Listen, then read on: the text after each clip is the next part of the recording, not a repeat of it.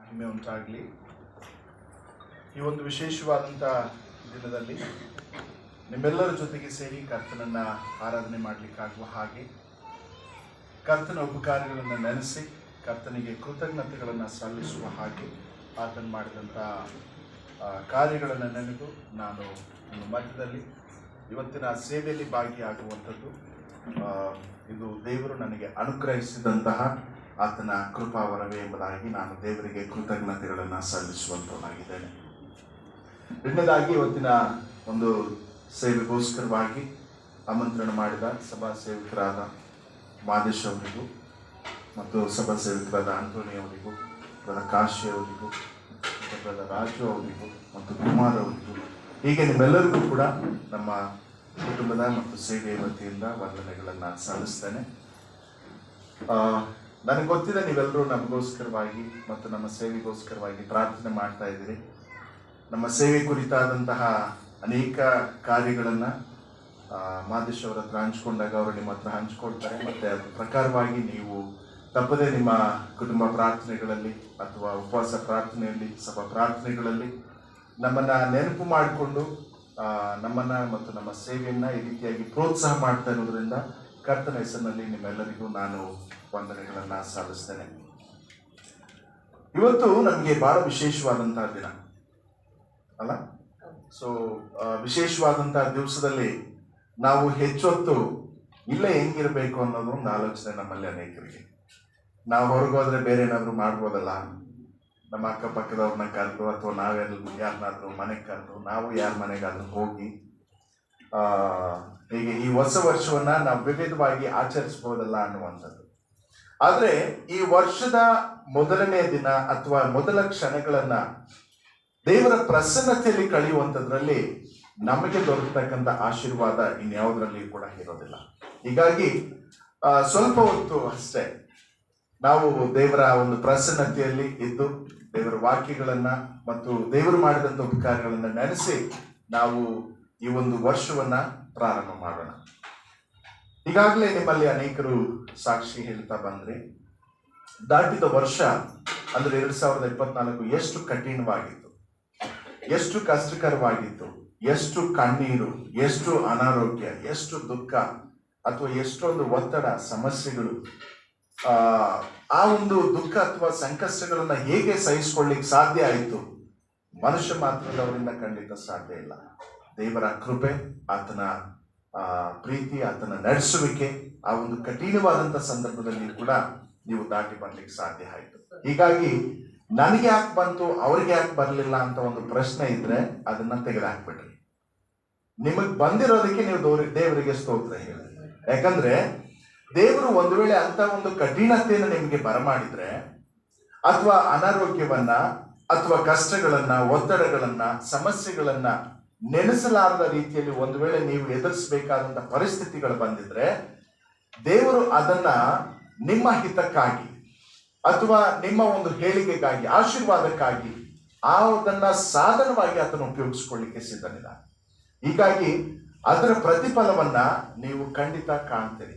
ಅದನ್ನ ನಾನು ಹೇಳ್ತಾ ಇಲ್ಲ, ಸತ್ಯವೇದದಲ್ಲಿ ವಾಕ್ಯಗಳಲ್ಲಿ ನಾವು ನೋಡ್ತೇವೆ. ಹೀಗಾಗಿ ನೀವೆಲ್ಲರೂ ಹೇಳ್ತಾ ಬಂದ ಹಾಗೆ ದೇವರು ಒಳ್ಳೆಯವನು, ಒಳ್ಳೆಯದನ್ನೇ ಮಾಡುವಂತ ದೇವರು. ಆತನು ಯಾರನ್ನ ಪ್ರೀತಿಸ್ತಾನೋ ಅವರನ್ನ ಏನ್ ಮಾಡ್ತಾನಂತೆ? ಶಿಕ್ಷಿಸ್ತಾನೆ. ಸೊ ಯಾಕಂದ್ರೆ ಆತನು ಪ್ರೀತಿಸುವವರು ಇನ್ನೂ ಕೂಡ ಒಳ್ಳೆಯ ರೂಪದಲ್ಲಿ ಬರಬೇಕು. ಆತನು ಪ್ರೀತಿಸುವವರು ಇನ್ನೂ ಅದ್ಭುತವಾದ ಆತನ ಸಾಧನೆಗಳಾಗಬೇಕು. ಆತನನ್ನ ಪ್ರೀತಿಸುವವರು ಇನ್ನೂ ಕೂಡ ಆತನ ಸೇವೆಯನ್ನ ಮಾಡಬೇಕು ಅಥವಾ ಆತನನ್ನ ಪ್ರೀತಿಸುವವರು ಇನ್ನೂ ಹೆಚ್ಚಾಗಿ ಆತನನ್ನ ಪ್ರೀತಿಸ್ಬೇಕನ್ನುವಂತ ಉದ್ದೇಶ ಅಷ್ಟೆ. ಹೀಗಾಗಿ ನಮ್ಮ ದೇವರು ಬಹಳ ಹೇಗೆ ನಮ್ಮ ಜೊತೆಯಲ್ಲಿ ವೈಯಕ್ತಿಕವಾಗಿ, ಕುಟುಂಬವಾಗಿ ಒಡನಾಟವನ್ನು ಇಟ್ಕೊಳ್ಳಿಕ್ಕೆ ಬಯಸುವಂಥದ್ದು. ಹೀಗಾಗಿ ನಾವೆಲ್ಲರೂ ಕೂಡ ಆತನಿಗೆ ಬಹಳ ಅಗತ್ಯ. ಈ ಒಂದು ದುಃಖದ ಅಥವಾ ಕಣ್ಣೀರಿನ ಸಮಯಗಳನ್ನು ದಾಟಿ ಹೋಗುವಾಗ ಆತನು ಕೂಡ ನಿಮ್ಮ ಜೊತೆಯಲ್ಲಿ, ನಿಮ್ಮ ನೋವಿನಲ್ಲಿ, ಸಂಕಟಗಳಲ್ಲಿ ಆತನು ಭಾಗಿಯಾಗಿದ್ದಾನೆ ಅನ್ನೋದ್ರಲ್ಲಿ ಯಾವ ಅನುಮಾನ ಇಲ್ಲ. ಹೀಗಾಗಿ ಮುಂದೆ ಬರುವಂತಹ ಈ ಒಂದು ನೂತನ ವರ್ಷದಲ್ಲಿ ನಾವು ಕಳೆದಂತಹ ಕಹಿ ಘಟನೆಗಳನ್ನ ಮರೆತು, ಕಹಿಯಾದ ಸನ್ನಿವೇಶಗಳನ್ನ ಮರೆತು ಈ ಒಂದು ನೂತನ ವರ್ಷಕ್ಕೆ ಪ್ರವೇಶಿಸುವಾಗ ದೇವರ ಹೊಸತನದಲ್ಲಿ, ಅಥವಾ ದೇವರು ನಮಗೆ ಈ ಹೊಸ ವರ್ಷದಲ್ಲಿ ಮಾಡ್ಲಿಕ್ಕಿರುವಂತಹ ಅದ್ಭುತ ಕಾರ್ಯಗಳನ್ನ, ಮಹತ್ ಕಾರ್ಯಗಳನ್ನ ಎದುರು ನೋಡುತ್ತಾ ನಾವು ಮುಂದೆ ಹೋಗುವಂತವರಾಗೋಣ. ಯಾಕಂದ್ರೆ ಒಂದು ವೇಳೆ ಅಂತ ಪರಿಸ್ಥಿತಿ ಬರದೆ ಹೋಗಿದ್ರೆ ನಾವು ಮುಂದೆ ಯಾವುದಾದ್ರೂ ಅನಾಹುತಕ್ಕೆ ತುತ್ತಾಗಬೇಕಾದಂತಹ ಸ್ಥಿತಿಗಳ ನಿರ್ಮಾಣ ಆಗುವಂತ ಸಾಧ್ಯತೆಗಳಿರ್ಲಿಕ್ಕೆ ಸಾಕು. ಹೀಗಾಗಿ ದೇವರು ನಮ್ಮ ಒಂದು ಒಳ್ಳೆಯದಕ್ಕೋಸ್ಕರ, ನಮ್ಮ ಹಿತಕ್ಕೋಸ್ಕರವಾಗಿ ಅಂತ ಸನ್ನಿವೇಶಗಳನ್ನ ದೇವರು ಬರಮಾಡಿದ್ದಾನೆ. ಸೊ ಹೀಗಾಗಿ ಆ ಒಂದು ನಿಟ್ಟಿನಲ್ಲಿ ಇವತ್ತಿನ ಒಂದು ಸ್ವಲ್ಪ ಹೊತ್ತಿನ ದೇವರ ವಾಕ್ಯದ ಧ್ಯಾನಕ್ಕಾಗಿ ನಾವು ಯೆಶಾಯನ ಪ್ರವಾದನ ಗ್ರಂಥದಿಂದ 43ನೇ ಅಧ್ಯಾಯದ ಕೆಲವು ವಾಕ್ಯಗಳನ್ನ ನಾವು ಧ್ಯಾನ ಮಾಡೋಣ. ಯೆಶಾಯನ ಪ್ರವಾದನ ಗ್ರಂಥ 43ನೇ ಅಧ್ಯಾಯ ವಚನ 14ರಿಂದ 21. ನಿಮ್ಮ ವಿಮೋಚಕನು ಇಸ್ರಾಯೇಲರ ಸದಮಲ ಸ್ವಾಮಿಯಾದ ಯೆಹೋವನು ಹೀಗನ್ನುತ್ತಾನೆ, ನಾನು ನಿಮಗೋಸ್ಕರ ದೂತನನ್ನು ಬಾಬೆಲಿಗೆ ಕಳುಹಿಸಿ ಕ್ರಿಸ್ತಿಯರನ್ನೆಲ್ಲ ತಮ್ಮ ವಿನೋದದ ಹಡಗುಗಳ ಮೇಲೆ ಫಲೈತರನಾಗಿ ಅಟ್ಟಿ ಬಿಡುವೆನು. ನಾನು ಯೆಹೋವನು ನಿಮ್ಮ ಸದಮಲ ಸ್ವಾಮಿಯು, ಇಸ್ರಾಯೇಲನ್ನು ಸೃಷ್ಟಿಸಿದವನು, ನಿಮ್ಮ ಅರಸನೂ ಆಗಿದ್ದೇನೆ. ಯಾವನು ಸಮುದ್ರದಲ್ಲಿ ದಾರಿ ಮಾಡಿ ಜಲಪ್ರವಾಹಗಳಲ್ಲಿ ಮಾರ್ಗವನ್ನು ಏರ್ಪಡಿಸಿದನೋ, ಯಾವನು ಅಶ್ವರ ರಥ ಬಟ ಸೈನ್ಯಗಳನ್ನು ಹೊರಡಿಸಿ ಅವು ಬಿದ್ದು ಹೇಳಲಾರದಂತೆಯೋ ದೀಪದೋಪಾದಿಯಲ್ಲಿ ನಂದಿ ಹಾರು ಹೋಗುವಂತೆಯೋ ಮಾಡಿದನೋ, ಆ ಯೆಹೋವನು ಹೀಗನ್ನುತ್ತಾನೆ, ಹಳೆಯ ಸಂಗತಿಗಳನ್ನು ಜ್ಞಾಪಕಕ್ಕೆ ತಂದುಕೊಳ್ಳಬೇಡಿರಿ, ಪುರಾತನ ಕಾರ್ಯಗಳನ್ನು ಮರೆತು ಬಿಡಿ. ಈಗೋ ಹೊಸ ಕಾರ್ಯವನ್ನು ಮಾಡುವೆನು, ಈಗ ತಲೆದೋರುತ್ತಲಿದೆ, ನಿಮಗೆ ಕಾಣುವುದಿಲ್ಲವೋ? ನಾನು ಅರಣ್ಯದಲ್ಲಿ ಮಾರ್ಗವನ್ನು ಏರ್ಪಡಿಸಿ ಅಡವಿಯಲ್ಲಿ ನದಿಗಳನ್ನು ಹರಿಸುವೆನು. ನನ್ನ ಸ್ತೋತ್ರವನ್ನು ಪ್ರಚಾರಪಡಿಸಲಿ ಎಂದು ನಾನು ಸೃಷ್ಟಿಸಿಕೊಂಡ ಆಪ್ತ ಜನರ ಜಲಪಾನಕ್ಕಾಗಿ ನಾನು ಅರಣ್ಯದಲ್ಲಿ ನೀರನ್ನು ಒದಗಿಸಿ ಅಡವಿಯಲ್ಲಿ ನದಿಗಳನ್ನು ಹರಿಸುವನಾದ ಕಾರಣ ನರಿ, ಉಷ್ಟ್ರಪಕ್ಷಿ ಮೊದಲಾದ ಕಾಡು ಮೃಗಗಳು ನನ್ನನ್ನು ಘನಪಡಿಸುವವು. Thank you so much brother. ಇದು ನಮ್ಮೆಲ್ಲರಿಗೂ ಬಹಳ ಪರಿಚಯ ಇರುವಂತಹ ಒಂದು ವಾಕ್ಯ ಭಾಗ. ಯಾಕಂದ್ರೆ ನಾವು ಇಲ್ಲಿ ಒಂದು ವಾಕ್ಯವನ್ನ ನಾವು ಗಮನಿಸ್ಲಿಕ್ಕೆ ಹೋಗ್ತೇವೆ. ಅದಕ್ಕಿಂತ ಮುಂಚಿತವಾಗಿ ಇವತ್ತಿನ ಒಂದು ವಿಷಯ, C I am doing A new thing. ನಾನು ನಿಮ್ಮ ಮಧ್ಯದಲ್ಲಿ ಹೊಸ ಕಾರ್ಯವನ್ನ ಮಾಡುವೆನು. ಈಗೋ ನಿಮ್ಮ ಮಧ್ಯದಲ್ಲಿ ಹೊಸ ಕಾರ್ಯವನ್ನ ಮಾಡುವೆನು ಅಂತ ಈ ಒಂದು ಯೆಶಾಯನ ಪ್ರವಾದನ ಗ್ರಂಥದ ಪುಸ್ತಕವನ್ನ ಪ್ರವಾದಿಯಾದಂಥ ಯೆಶಾಯನು ಬರೆದಿರುವಂಥವನಾಗಿದ್ದಾನೆ. ಇದನ್ನ ಯಹೂದ್ಯರಿಗೆ ಉದ್ದೇಶಿಸಿ ಆತನು ಬರೆದಿದ್ದಾನೆ. ಈ ಒಂದು ಭಾಗದಲ್ಲಿ ಸುಮಾರು 66 ಅಧ್ಯಾಯಗಳಿವೆ. ಸತ್ಯವೇದದಲ್ಲಿ ಎಷ್ಟು ಪುಸ್ತಕಗಳಿವೆ? ಯೆಶಾಯನ ಪ್ರವಾದನ ಗ್ರಂಥದಲ್ಲಿ ಎಷ್ಟು ಅಧ್ಯಾಯಗಳಿವೆ? 2 ಸಮ ಅಲ್ಲ? ಸೊ ಹೀಗಾಗಿ ಈ 66 ಅಧ್ಯಾಯಗಳನ್ನ ಯೆಶಾಯನ ಒಬ್ಬನೇ ಬರೆದಿರುವಂತವನಾಗಿದ್ದಾನೆ. ಯಾಕೆ ಇದನ್ನು ಹೇಳ್ತಾ ಇದ್ದೀನಿ ಅಂತ ಹೇಳಿದ್ರೆ, ಈ ಒಂದು 66 ಅಧ್ಯಾಯಗಳನ್ನ ಅನೇಕರು ಅಭ್ಯಾಸ ಮಾಡಿದಾಗ, ಅಂದ್ರೆ ಸತ್ಯವೇದ ವಿದ್ವಾಂಸರು ಅಥವಾ ಪಂಡಿತರು, ಸ್ಕಾಲರ್ಸ್ ಎಂಬುದಾಗಿ ನಾವು ಏನ್ ಹೇಳ್ತೀವಿ, ಅವ್ರ ಅಭ್ಯಾಸ ಮಾಡಿದಾಗ ಇದರಲ್ಲಿ ಅವರ ಮಧ್ಯದಲ್ಲಿ ಕೆಲವೊಂದು ಚರ್ಚೆಗಳು ಪ್ರಾರಂಭ ಆಗುತ್ತೆ. ಯಾಕಂದ್ರೆ ಈ 66 ಅಧ್ಯಾಯಗಳು ಮೂರು ಸುರುಳಿಯ ರೂಪದಲ್ಲಿ ಸಿಕ್ಕತ್ತೆ ಪ್ರಾರಂಭದಲ್ಲಿ. ಆ 3 ಸುರುಳಿಗಳನ್ನ ಈಗ ಒಂದೇ ಪುಸ್ತಕ ಆಗಿದ್ರೆ ಯಾಕೆ 3 ಸುರುಳಿ ಬರೀಬೇಕಾಗಿತ್ತು, ಅಥವಾ ಹೀಗೆ ಮೂರು ಭಾಗಗಳಾಗಿ ಯಾಕೆ ಬರಿಬೇಕಾಗಿತ್ತು, ಒಂದರಲ್ಲೇ ಬರಿಬಹುದಾಗಿತ್ತಲ್ಲ ಅನ್ನುವಂತಹ ಒಂದು ಚರ್ಚೆ. ಆಗ ಇದನ್ನ ಯೆಶಾಯನೇ ಬರೆದಿದ್ದಾನೆ ಎಂಬುದಾಗಿ ನಿರೂಪಿಸ್ಲಿಕ್ಕೋಸ್ಕರವಾಗಿ ಅನೇಕ ಚರ್ಚೆಗಳು ಅಥವಾ ಅನೇಕರು ಇದರ ಕುರಿತಾಗಿ ತಮ್ಮ ಒಂದು ವಾದ ವಿವಾದಗಳನ್ನ ಅವರು ಮಂಡಿಸ್ಬೇಕಾಗುತ್ತೆ. ಆ ರೀತಿಯಾಗಿ ನೋಡಿದಾಗ ಕೊನೆಗೆ ಎಲ್ಲರ ಒಂದು ವಾದ ವಿವಾದಗಳನ್ನ ಮಂಡಿಸಿದ ನಂತರ ಗೊತ್ತಾಗುತ್ತೆ ಇದು ಯೆಶಾಯನೇ ಬರೆದಿರುವಂಥದ್ದು. ಈ 3 ಸುರುಳಿಗಳು ಹೇಗಿವೆ ಅಂತ ಹೇಳಿದ್ರೆ, ಮೊದಲನೇದಾಗಿ 1ನೇ ಅಧ್ಯಾಯದಿಂದ 39ನೇ ಅಧ್ಯಾಯದವರೆಗೆ ಅಲ್ಲಿ ಇಸ್ರಾಯೇಲಿನ ನೈಜ ಸ್ಥಿತಿ ಮತ್ತು ದೇವರು ಅವರಿಗೆ ನ್ಯಾಯ ತೀರಿಸುವುದರ ಕುರಿತಾಗಿ ಅಲ್ಲಿ ಬರೆದಿದ್ದಾರೆ. ಎರಡನೇದಾಗಿ 40ನೇ ಅಧ್ಯಾಯದಿಂದ 54ನೇ ಅಧ್ಯಾಯದವರೆಗೆ ಕಂಫರ್ಟ್ ಅಂಡ್ ಹೋಪ್, ಅಂದ್ರೆ ಇಸ್ರಾಯೇಲರನ್ನ ಸಂತೈಸುವಂಥದ್ದು ಮತ್ತು ಇಸ್ರಾಯೇಲರಿಗೆ ಇಟ್ಟಿರುವಂತಹ ನಿರೀಕ್ಷೆಯ ಕುರಿತಾಗಿ ಆತನಲ್ಲಿ ಬರೆದಿದ್ದಾನೆ. ಬಹಳ ಪ್ರಾಮುಖ್ಯವಾಗಿ ನಾವು ಆರಾಧನೆಯಲ್ಲಿ ಸಹೋದರ ಟೋನಿ ಅವರು 53ನೇ ಯೆಶಾಯನ ಪ್ರವಾದನ ಗ್ರಂಥದಿಂದ ಹೋಗುದು.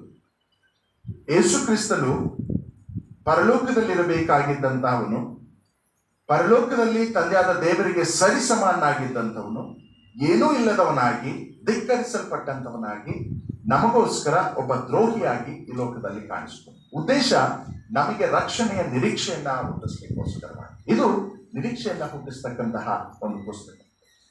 ಮತ್ತು ಮೂರನೇದಾಗಿ 55ನೇ ಅಧ್ಯಾಯದಿಂದ 66ನೇ ಅಧ್ಯಾಯದವರೆಗೆ call for repentance and restoration, ಅಂದ್ರೆ ಅಲ್ಲಿ ಇಸ್ರಾಯೇಲರನ್ನ ಪಶ್ಚಾತ್ತಾಪಕ್ಕಾಗಿಯೂ ಮತ್ತು ಪುನಃಸ್ಥಾಪನೆಗಾಗಿಯೂ ಇಲ್ಲಿ ಕರೆಯುವಂಥದ್ದನ್ನ ನಾವು ನೋಡ್ತೇವೆ. ಅಂದ್ರೆ ಈ 3 ಸಂಗತಿಗಳು ಉಳ್ಳಂತಹ 3 ಸುರುಳಿಗಳು ಬೇರೆ ಬೇರೆ ಇರ್ತವೆ. ಇದನ್ನೆಲ್ಲ ಕೂಡಿಕರಿಸಿ ಅವರು ಹೇಗೆ ಯೆಶಾಯನ ಇದನ್ನ ಬರೆದಿದ್ದಾನೆ ಎಂಬುದಾಗಿ ಹೇಳುವಾಗ, ಇದನ್ನ ಬರೆದಿರುವಂತಹ ಶೈಲಿ ಮತ್ತು ಇದರ ಬರೆದಿರ್ತಕ್ಕಂಥ ಭಾಷೆ, ಉಪಯೋಗಿಸಿರ್ತಕ್ಕಂಥ ಪದಗಳು ಎಲ್ಲವೂ ಕೂಡ ಒಂದಕ್ಕೊಂದು ಹೋಲ್ತವೆ ಎಂಬುದಾಗಿ ಹೇಳಿ ಇದನ್ನ ಯೆಶಾಯನೇ ಇದರ ಒಂದು ಬರಹಗಾರ ಎಂಬುದಾಗಿ ಹೇಳ್ತಾರೆ. ಅದರಲ್ಲಿ ಕಾಮನ್ ಆಗಿರ್ತಕ್ಕಂತಹ ಒಂದು ಪದವನ್ನ ನಾವು ಇನ್ನು ಯಾವ ಪ್ರವಾದನ ಗ್ರಂಥಗಳಲ್ಲಿಯೂ ನಾವು ಕಾಣುದಿಲ್ಲ. ಅದೇನಂತ ಹೇಳಿದ್ರೆ the holy one of Israel, ಅಥವಾ ಇಸ್ರಾಯೇಲರ ಸದಮಲ ಸ್ವಾಮಿಯು ಎಂಬುದಾಗಿ ನಾವು ಹೋಗ್ತೇವೆ. ಸೊ ಯೆಶಾಯನು ಮಾತ್ರ ಇದನ್ನ ಉಪಯೋಗಿಸ್ತಾನೆ, ಈ ಪದವನ್ನ, ಬೇರೆ ಯಾರು ಕೂಡ ಇದನ್ನು ಉಪಯೋಗಿಸೋದಿಲ್ಲ. ಸೊ ಹೀಗಾಗಿ ಇದನ್ನ ಯೆಶಾಯನೇ ಬರೆದಿದ್ದಾನೆ ಎಂಬುದಾಗಿ ನಾವು ಇದರಲ್ಲಿ ಗ್ರಹಿಸಿಕೊಳ್ಬಹುದು. ಮಾತ್ರವಲ್ಲ, ಯೆಶಾಯನು ಪ್ರವಾದಿಯಾಗಿ ಸುಮಾರು 40 ವರ್ಷಗಳಿಗಿಂತಲೂ ಹೆಚ್ಚಿನ ಕಾಲ ಸೇವೆ ಮಾಡ್ತಾನೆ. ಅಂದ್ರೆ ಇಸ್ರಾಯೇಲರು ಬಾಬಿಲೋನಿಗೆ ಸೆರೆ ಹಿಡಿಯುವುದಕ್ಕಿಂತ ಮುಂಚಿತವಾಗಿಯೂ ಅಥವಾ ಸೆರೆ ಹಿಡಿದ ನಂತರವೂ ಆತನು ಪ್ರವಾದಿಯಾಗಿ ಸುಮಾರು 40 ವರ್ಷಗಳ ಕಾಲ ಸೇವೆ ಮಾಡ್ತಾನೆ. ಅಂದ್ರೆ more than 4 decades he serves as a prophet to the Israelites. So ಹೀಗೆ ಇಲ್ಲಿ ಯೆಶಾಯನು ತನ್ನ ಒಂದು ಸೇವೆಯಲ್ಲಿ ಆತನು ನಿರತನಾಗಿರುವಂಥದ್ದನ್ನ ನಾವು ಇಲ್ಲಿ ಕಾಣ್ತೇವೆ. ಸೊ ಈಗ ನಾವು 43ನೇ ಅಧ್ಯಾಯದ ಯೆಶಾಯನ ಗ್ರಂಥಕ್ಕೆ ಬರುವಾಗ ಇಲ್ಲಿ ಬಹಳ ಪ್ರಾಮುಖ್ಯವಾಗಿ ನಾವು ಕಾಣ್ತಕ್ಕಂತಹ ಒಂದು ಸಂಗತಿ ಏನಂತ ಹೇಳಿದ್ರೆ, ಈ ಒಂದು ಭಾಗದಲ್ಲಿ ಒಂದು ಒಳ್ಳೆಯ ಒಂದು ಒಳ್ಳೆಯ ಅಭ್ಯಾಸವನ್ನ ಅಥವಾ ಒಂದು ಒಳ್ಳೆಯ ನೆನಪನ್ನ ದೇವರು ಇಲ್ಲಿ ಇಸ್ರಾಯೇಲರಿಗೆ ಮಾಡುವಂಥದ್ದನ್ನ ಕಾಣ್ತಾರೆ. ಅಂದ್ರೆ ಈ ಒಂದು ಅಧ್ಯಾಯದಲ್ಲಿ ಈಗಾಗಲೇ ಯಹೂದ್ಯರೆಲ್ಲರೂ ಕೂಡ ಬಾಬಿಲೋನಿನಲ್ಲಿ ಸೆರೆಯಲ್ಲಿದ್ದಾರೆ. So they are stuck between the past and the future, ಅಥವಾ ಹೇಗೆ ಹಿಂದೆಗೂ ಅಥವಾ ಮುಂದೆ ನಡೆಯುವಂತ ಭೂತಕಾಲಕ್ಕೂ ಅಥವಾ ಭವಿಷ್ಯಕ್ಕೂ ಮಧ್ಯದಲ್ಲಿ ಅವರು ಸಿಕ್ಕಿ ಹಾಕಿಕೊಂಡಂತ ಒಂದು ಪರಿಸ್ಥಿತಿ ಆಗಿದೆ. ಸೊ ಹೀಗಿರುವಾಗ ಇಲ್ಲಿ ಇಸ್ರಾಯೇಲರಿಗೆ ಪ್ರವಾದಿಯಾದಂತ ಯೆಶಾಯನು ಬರೆಯುವಂಥದ್ದು ಏನಂತ ಹೇಳಿದ್ರೆ, ನಿಮಗೆ ನೆನಪಿಗೆ ತರ್ತಕ್ಕಂಥ ಒಂದು ವಿಷಯ ಏನಂತ ಹೇಳಿದ್ರೆ, ನೀವು ಮಧ್ಯದಲ್ಲಿರುವುದರಿಂದ ದೇವರು ಐಗುಪ್ತ ದೇಶದಲ್ಲಿ ಇಸ್ರಾಯೇಲರು ಬಂಧನದಲ್ಲಿದ್ದಂತಹ ಪರಿಸ್ಥಿತಿಯಲ್ಲಿ ಅವರನ್ನ ಬಿಡಿಸಿದ ಹಾಗೆ ನಿಮ್ಮನ್ನು ಕೂಡ ಈ ಒಂದು ಬಾಬಿಲೋನಿನ ಬಂಧನದಿಂದ ಬಿಡಿಸ್ಲಿಕ್ಕೆ ಆತನು ಶಕ್ತನಾಗಿದ್ದಾನೆ. ಹೀಗಾಗಿ ನೀವು ಭೂತಕಾಲದಲ್ಲಿ ನಡೆದಂತವುಗಳನ್ನ ಮರೆತು ಬಿಟ್ಟು, ಅಥವಾ ಆ ಗುಲಾಮತನದಲ್ಲಿ ಇದ್ದಂತಹ ಸಂಗತಿಗಳನ್ನ ಮರೆತು ಬಿಟ್ಟು, ಈ ಕಹಿಯಾದ ಸಂಗತಿಗಳನ್ನ ಮರೆತು ಬಿಟ್ಟು, ಮುಂದೆ ಆತನು ನಿಮಗೆ ಮಾಡಲಿಕ್ಕಿರುವಂತಹ ಸಂಗತಿಗಳನ್ನ ನೀವು ನೆನಪಿಗೆ ತಂದುಕೊಂಡು ಆತನು ನಿಮ್ಮ ಮುಂದೆ ಮಾಡುವಂತಹ ಹೊಸ ಕಾರ್ಯವನ್ನ ನೀವು ನೋಡುವಂತವರಾಗಿರ್ರಿ. So be prepared to see that the good work that is going to happen. Be prepared to see that the new thing that is going to do. ಆತನು ಮುಂದೆ ನಿಮ್ಮ ಮಧ್ಯದಲ್ಲಿ ಮಾಡ್ಲಿಕ್ಕಿರುವಂತಹ ಹೊಸ ಕಾರ್ಯವನ್ನ ನೋಡ್ಲಿಕ್ಕೆ ನೀವು ಸಿದ್ಧರಾಗಿರ್ರಿ ಎಂಬುದಾಗಿ ಇಲ್ಲಿ ಯೆಶಾಯನು ಯಹೂದ್ಯರಿಗೆ ಈ ಒಂದು ಪತ್ರಿಕೆ ಅಥವಾ ಈ ಒಂದು ಪ್ರವಾದನೆ ಗ್ರಂಥವನ್ನ ಆತನು ಬರೆಯುವಂಥದ್ದನ್ನು ನಾವು ನೋಡ್ತೇವೆ. ಇಲ್ಲಿ ಯಹೂದ್ಯರು ಬಾಬಿಲೋನಿನಲ್ಲಿ ಸೆರೆಯಲ್ಲಿರುವಾಗ ಸುಮಾರು ಯೆರೂಸಲೇಮಿಗೂ ಅಥವಾ ಇಸ್ರಾಯೇಲ್ಗೂ ಮತ್ತು ಬಾಬಿಲೋನಿಗೂ ಸುಮಾರು 1700 ಮೈಲುಗಳಷ್ಟು ಸಮುದ್ರ ಪ್ರಯಾಣದ ದೂರವನ್ನು ನೋಡುವಾಗ ಸುಮಾರು 1700 ಮೈಲುಗಳಷ್ಟು ದೂರದಲ್ಲಿ ಅವರು ಇದ್ದಾರೆ. ಮತ್ತೊಬ್ಬರು ಹೇಳ್ತಾರೆ, ಒಂದು ವೇಳೆ ಅವರು ಶಾರ್ಟ್ ಕಟ್ ಅಲ್ಲಿ ಹೋಗೋದಾದ್ರೆ, ಅಂದ್ರೆ ಯೂಫ್ರೇಟಿಸ್ ನದಿಯಿಂದ ಹಿಡಿದು ಅರಬ್ಬಿನ ಮರಳುಗಾಡನ್ನ ದಾಟಿ ಹೋಗುವಂತದ್ದೇ ಆದ್ರೆ ಅವರಿಗೆ 1700 ಮೈಲುಗಳು ಬೇಕಾಗಿಲ್ಲ, ಬರೀ 900 ಮೈಲುಗಳು ಮಾತ್ರ ಸಾಕು. ಅಂದ್ರೆ ಇನ್ನೂ ಸ್ವಲ್ಪ ಅದರಲ್ಲಿ ಕಡಿಮೆ ಆಗುತ್ತೆ, ಸ್ವಲ್ಪ ಕಡಿಮೆ, ಅರ್ಧ. ಸೊ ಅಷ್ಟೇ ಅವರಿಗೆ ದೂರದಲ್ಲಿದ್ದಾರೆ ಎಂಬುದಾಗಿ. ಅಂದ್ರೆ ಇವರು ಒಂದು ದೇಶದಿಂದ ಮತ್ತೊಂದು ದೇಶಕ್ಕೆ ಇವರು ಸೆರೆಗೆ ಒಯ್ಯಲ್ಪಟ್ಟಾಗ ಅಥವಾ ಇವರನ್ನ ಸೆರೆಗೋಸ್ಕರ ಕರ್ಕೊಂಡು ಹೋದಾಗ ತಮ್ಮ ಸ್ವಂತ ಸ್ಥಳದಿಂದ ಅಥವಾ ತಮ್ಮ ಸ್ವಂತ ದೇಶದಿಂದ ಬೇರೆ ಒಂದು ದೇಶಕ್ಕೆ ಎಷ್ಟು ದೂರ ಅವರು ಹೋಗಿದ್ರೆ ಎಂಬುದಾಗಿ ಆಲೋಚನೆ ಮಾಡಿ. ಹೀಗಿರುವಂತಹ ಪರಿಸ್ಥಿತಿಯಲ್ಲಿ ಇಲ್ಲಿ ಯೆಶಾಯನು ಅವರಿಗೆ ವಾಗ್ದಾನದ ಒಂದು ವಾಕ್ಯವನ್ನ ಆತನು ಇಲ್ಲಿ ಮಾತಾಡ್ತಾ ಇದ್ದಾರೆ. ಏನ್ ಮಾತಾಡ್ತಾ ಇದ್ದಾನೆ ಅಂತ ಹೇಳಿದ್ರೆ ಅದೇ 43ನೇ ಅಧ್ಯಾಯ 3 ಮತ್ತು 4ನೇ ವಚನವನ್ನು ದಯಮಾಡಿ ಯಾರಾದ್ರೂ ಓದಿ. ಯೆಹೋವನೆಂಬ ನಾನು ನಿನ್ನ ದೇವರಾಗಿದ್ದೇನಷ್ಟೇ, ಇಸ್ರಾಯೇಲರ ಸೊಲೊಮೋನ ಸ್ವಾಮಿಯಾದ ನಾನು ನಿನ್ನ ರಕ್ಷಕನು. ಐಗುಪ್ತವನ್ನು ನಿನಗೆ ವಿಮೋಚನೆಗೆ ಈಡು ಮಾಡಿದ್ದೇನೆ. ನಿನಗೆ ಬದಲಾಗಿ ಕೂಸ್ ಮತ್ತು ಸೇಬಾ ಸೀಮೆಗಳನ್ನು ಕೊಟ್ಟಿದ್ದೇನೆ. ನೀನು ನನ್ನ ದೃಷ್ಟಿಯಲ್ಲಿ ಅಮೂಲ್ಯನು, ಮಾನ್ಯನು, ಪ್ರಿಯನೂ ಆಗಿರುವುದರಿಂದ ನಾನು ನಿನಗೆ ಬದಲಾಗಿ ಮನುಷ್ಯರನ್ನು, ನಿನ್ನ ಪ್ರಾಣಕ್ಕೆ ಪ್ರತಿಯಾಗಿ ಜನಾಂಗಗಳನ್ನ ಕೊಡುವೆನು. Thank you brother. ನೋಡಿ, ಎಷ್ಟು ಅದ್ಭುತವಾದಂತಹ ಒಂದು ವಾಗ್ದಾನವನ್ನ ಈ ಒಂದು ಸೆರೆಯಲ್ಲಿದ್ದಂತಹ ಯಹೂದ್ಯರಿಗೆ ಇಲ್ಲಿ ಯೆಶಾಯನ ಮುಖಾಂತರವಾಗಿ ದೇವರು ಕೊಡುವಂತ ನಾವು ನೋಡ್ತೇವೆ. ಅಂದ್ರೆ ಯೆಹೋವನೆಂಬ ನಾನು ನಿನ್ನ ದೇವರಾಗಿದ್ದಾನೆ, ನಾನೇ ನಿನ್ನ ದೇವರು, ನನ್ನ ಹೊರತು ನಿಮಗೆ ಬೇರೆ ಯಾರು ದೇವರಲ್ಲ. So you have to believe, ನಂಬ್ರಿ, ನನ್ನನ್ನು ಬಿಟ್ಟರೆ ನಿಮಗೆ ಯಾರು ದೇವರಲ್ಲ. ನೀವು ಸೆರೆಮನೆಯಲ್ಲಿ ಇರ್ರಿ ಅಥವಾ ನೀವು ಸ್ವದೇಶದಲ್ಲಿ ಇರ್ರಿ ಅಥವಾ ಮತ್ತೊಂದು ಕಡೆನೇ ಇರ್ರಿ, ನಾನೇ ನಿಮ್ಮ ದೇವರು ಅನ್ನೋದನ್ನ ಮಾತ್ರ ನೀವು ನಿರಾಕರಿಸಬೇಡ್ರಿ. ಯಾಕಂದ್ರೆ ದೇವರು ಯಾವಾಗ ಇವ್ರನ್ನ ಒಪ್ಪಿಸ್ಕೊಟ್ಟ ಅಂತ ಆಲೋಚನೆ ಮಾಡ್ರಿ. ಇವರು ದೇವರನ್ನ ಯಾವಾಗೆಲ್ಲ ಅಲ್ಲಗಳಿದ್ರು ಅಥವಾ ದೇವರನ್ನ ಬಿಟ್ಟು ಅನ್ಯ ದೇವರುಗಳನ್ನ ಅಥವಾ ವಿಗ್ರಹಗಳನ್ನ ಇವರು ಪೂಜೆ ಮಾಡ್ಲಿಕ್ಕೆ ಪ್ರಾರಂಭ ಮಾಡಿದ್ರು ಅಥವಾ ದೇವರಿಗೆ ವಿರುದ್ಧವಾಗಿ ನಡ್ಕೊಂಡ್ರು, ಅಂತ ಸಂದರ್ಭದಲ್ಲಿ ದೇವರು ಇಸ್ರಾಯೇಲರಿಗೆ ನಾನೇ ನಿಮ್ಮ ದೇವರು ಎಂಬುದಾಗಿ ಮನವರಿಕೆ ಮಾಡ್ಲಿಕ್ಕೋಸ್ಕರವಾಗಿ ಇವರನ್ನ ಬೇರೆ ದೇಶದವರ ಕರೆಗೆ ಅಥವಾ ಅನ್ಯರ ಕೈಗೆ ಒಪ್ಪಿಸಿಕೊಡುವಂಥದ್ದನ್ನು ನಾವು ಆದಿಕಾಂಡದಿಂದಲೂ ಕೂಡ ನಾವು ನೋಡ್ಕೊಂಡೇ ಬರ್ತೇವೆ. ಅಂದಮೇಲೆ ಇಲ್ಲಿ ದೇವರು ಅವರಿಗೆ ಹೇಳುವಂತಹ ವಿಚಾರ ಏನಂತ ಹೇಳಿದ್ರೆ, ನಾನೇ ನಿಮ್ಮ ದೇವರು, ನಾನಲ್ಲದೆ ನಿಮಗೆ ಬೇರೆ ದೇವರಿಲ್ಲ, ಹೀಗಾಗಿ ನೀವು ಇದನ್ನ ಮನದಟ್ಟು ಮಾಡ್ಕೊಳ್ರಿ ಎಂಬುದಾಗಿ ಯಹೂದ್ಯರಿಗೆ ಇಲ್ಲಿ ಆತನ ತಿಳಿಸುವಂತವನಾಗಿದ್ದಾನೆ. ಸೊ ಹೀಗಾಗಿ ನೀವು ಮನದಟ್ಟು ಮಾಡ್ಕೊಳ್ಬೇಕಾಗಿರುವಂತದ್ದು ಏನಂತ ಹೇಳಿದ್ರೆ, ನಿಮ್ಮ ರಕ್ಷಕನು ನಾನೇ, ನಿಮ್ಮನ್ನ ಬಿಡಿಸ್ಬೇಕಾದ್ರೆ ನಾನೇ ಬಿಡಿಸ್ಬೇಕು, ನಿಮ್ಮನ್ನ ಅವ್ರ ಕೈಗೆ ಒಪ್ಪಿಸ್ಬೇಕಾದ್ರೂ ನಾನೇ ಒಪ್ಪಿಸ್ಬೇಕು, ಅಥವಾ ನಿಮಗೆ ಅವ್ರ ಕಡೆಯಿಂದ ಬಿಡುಗಡೆ ಕೊಡಬೇಕಾದ್ರೂ ನಾನೇ ಬಿಡುಗಡೆ ಕೊಡಬೇಕು. ಅದಲ್ಲದೆ ನಿಮಗೆ ರಕ್ಷಕನು ಬೇರೆ ಯಾರೂ ಇಲ್ಲ ಎಂಬುದಾಗಿ ದೇವರು ಇಲ್ಲಿ ಅವರಿಗೆ ಮನದಟ್ಟನ್ನ ಮಾಡ್ತಾ ಇದ್ದಾನೆ. ಸೊ ಹೇಗಂತ ಹೇಳಿದ್ರೆ, ಐಗುಪ್ತದಲ್ಲಿ ಇದ್ದಂತ ಪರಿಸ್ಥಿತಿಯನ್ನ ಇಲ್ಲಿ ನೆನಪು ಮಾಡ್ಕೊಳ್ರಿ.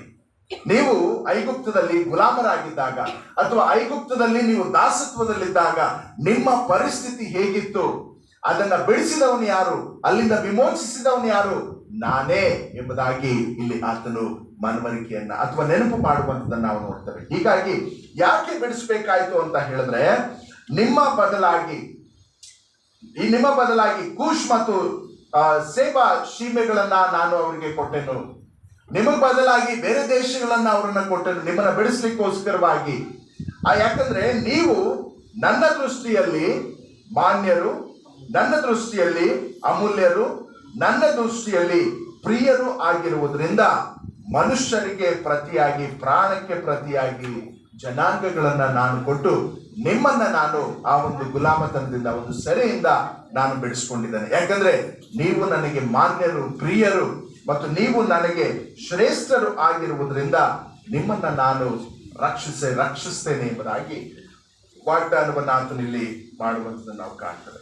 ಮಾತ್ರವಲ್ಲ, ಅದೇ ಅಧ್ಯಾಯದ 19ನೇ ವಚನಕ್ಕೆ ನಾವು ಮತ್ತೆ ಬರುವಾಗ ಇಲ್ಲಿ ಆತನು ಹೇಳುವಂಥದ್ದು, ಈಗ ಹೊಸ ಕಾರ್ಯವನ್ನು ಮಾಡುವೆನು, ಈಗ ತಲೆದೂರುತ್ತಲಿದೆ, ನಿಮಗೆ ಕಾಣುವುದಿಲ್ಲವೋ, ನಾನು ಅರಣ್ಯದಲ್ಲಿ ಮಾರ್ಗವನ್ನು ಏರ್ಪಡಿಸಿ ಅಡವಿಯಲ್ಲಿ ನದಿಗಳನ್ನ ಹರಿಸುವೆನು ಎಂಬುದಾಗಿ ಇಲ್ಲಿ ಅದ್ಭುತವಾದಂತಹ ರೀತಿಯಲ್ಲಿ ವಾಗ್ದಾನವನ್ನು ಆತನು ಕೊಡುವಂತವನಾಗಿದ್ದಾನೆ.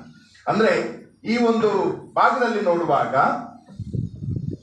ಒಂದು ಹೊಸ ಕಾರ್ಯವನ್ನ ನಾನು ನಿಮ್ಮ ಮಧ್ಯದಲ್ಲಿ ಮಾಡಲಿಕ್ಕಿದ್ದೇನೆ. ನೂತನ ವರ್ಷಕ್ಕೆ ಪ್ರವೇಶಿಸುವಂತಹ ನಾವುಗಳು ದಾಟಿದ ವರ್ಷದ ಅನುಭವಗಳನ್ನ ನೆನಪಿನಲ್ಲಿ ಇಟ್ಕೊಂಡು, ಅಯ್ಯೋ ಹೋದ ವರ್ಷ ಹಿಂಗೆಲ್ಲ ಆಗೋಯ್ತು, ನನಗೆ ಮುಂದಿನ ವರ್ಷ ಇನ್ನೇನೇನು ಕಾದಿದೆಯಪ್ಪ, ಅಥವಾ ಇನ್ನೇನೇನು ನನ್ನ ಹಣೆ ಬರ ಇದೆಯಪ್ಪ, ಅಥವಾ ಮುಂದೆ ಇನ್ನೂ ಏನೇನು ಅನಾಹುತಗಳಾಗುವಂತ ಪರಿಸ್ಥಿತಿಯನ್ನು ನಾನು ದಾಟಿ ಹೋಗ್ಬೇಕಾಗ್ತದೆ ಅನ್ನುವಂತಹ ಚಿಂತೆಗೆ ಒಳಗಾಗಿರೋದುಂಟು. ಅಥವಾ ಅಯ್ಯೋ ಏನೂ ಬದಲಾಗಲ್ಲ, ಹೋದ ವರ್ಷನೂ ಹಂಗೆ ಇತ್ತು, ಈ ವರ್ಷನೂ ಹಂಗೆ ಇರುತ್ತೆ, ಅದೇ ಮನೆ, ಅದೇ ಕೆಲಸ, ಅದೇ ಸಭೆ, ಅದೇ ಅನ್ಯತೆ, ಏನು ಬದಲಾವಣೆಗಳು ನಮ್ಮಲ್ಲಿರಲ್ಲ. ಸೊ ಈ ರೀತಿಯಾದಂತಹ ಮನಸ್ಥಿತಿಯಲ್ಲಿ ನಾವು ನಮ್ಮನ್ನ ಸಿದ್ಧಪಡಿಸಿಕೊಂಡಿರುವಂತದ್ರಲ್ಲಿ ಆಶ್ಚರ್ಯ ಇಲ್ಲ. ಯಾಕಂದ್ರೆ ನಮ್ಮ ಹಿಂದಿನ ಅನುಭವ ಹಂಗೆ. ಹಿಂದೆ ನಾವು ದಾಟಿ ಬಂದಿರುವಂತಹ ವರ್ಷಗಳು ಅಥವಾ ಕಳೆದಿರುವಂತಹ ಸನ್ನಿವೇಶಗಳು ಹೆಚ್ಚು ಕಡಿಮೆ ಒಂದನ್ನ ಒಂದು ಹೋಲುವುದರಿಂದ ನಮಗೆ ಏನು ಬದಲಾವಣೆಗಳು ಕಾಣಿಸೋದಿಲ್ಲ ಅಂತ ನಾವು ಅದನ್ನ ನಂಬ್ಕೊಂಡಿರ್ತೀವಿ ಅಥವಾ ಹಾಗೆ ಜೀವಿಸ್ಲಿಕ್ಕೆ ತೀರ್ಮಾನ ಕೂಡ ಮಾಡ್ಬಿಟ್ಟಿರ್ತೀವಿ. ಒಂದು ವೇಳೆ ಏನಾದ್ರೂ ನಾವು ಹೊಸದಾಗಿ ಮಾಡಬೇಕು ಅಂದ್ರೆ ಹೊಸ ವರ್ಷ ಬಂದಾಗ ಹೊಸ ಹೊಸ ತೀರ್ಮಾನಗಳು ಅಥವಾ ಹೊಸ ಹೊಸ ಕಮಿಟ್ಮೆಂಟ್ಗಳನ್ನ ಮಾಡಿಕೊಂಡು ಈ ಸರಿ ಏನಾದ್ರೂ ಮಾಡಬೇಕು ಅಂತ ಒಂದು ಕೆಲವು ದಿನಗಳು ಅಥವಾ ಒಂದೆರಡು ತಿಂಗಳು ನಾವು ಪ್ರಾರಂಭ ಮಾಡ್ತೇವೆ, ನಡ್ಕೊಳ್ತೇವೆ, ಮತ್ತೆ ಯಥಾಸ್ಥಿತಿ. ಅಂದ್ರೆ ಆ ಒಂದು ಹೊಸತನದಲ್ಲಿ ಮುಂದೆ ಹೋಗ್ಲಿಕ್ಕೆ ಅಥವಾ ಹೊಸತನದಲ್ಲಿ ಬದಲಾವಣೆಯನ್ನ ಕಾಣ್ಲಿಕ್ಕೆ ನಾವೇ ಪ್ರಯಾಸ ಪಡೋದಿಲ್ಲ ಅಥವಾ ನಾವೇ ಅದರಲ್ಲಿ ಮುಂದೆ ಹೋಗ್ಲಿಕ್ಕೆ ಬಯಸೋದಿಲ್ಲ, ನಾವೇ ಹಿಂಜಾಗ್ಬಿಡ್ತೇವೆ. ಸೊ ಹೀಗಾಗಿ we have failed to see that newness. We have failed to see that the things that God has restored and interested for us in the year ahead. So ಹೀಗಾಗಿ ನಾವು ಸೋತು ಹೋದಾಗ ನಾವು ಒಂದು ಹೊಸತನವನ್ನ ಕಾಣುವಂಥದ್ರಲ್ಲಿ ನಾವು ಸೋತು ಹೋಗ್ತೇವೆ. ಸೊ ಹೀಗಾಗಿ ಈ ಒಂದು ಸಂದರ್ಭದಲ್ಲಿ ದೇವರು ವಾಗ್ದಾನ ಮಾಡಿದ ಪ್ರಕಾರವಾಗಿ ಇಲ್ಲಿ ನಾವು ನೋಡ್ತೇವೆ, ನಾನು ಅರಣ್ಯದ ಮಾರ್ಗದಲ್ಲಿ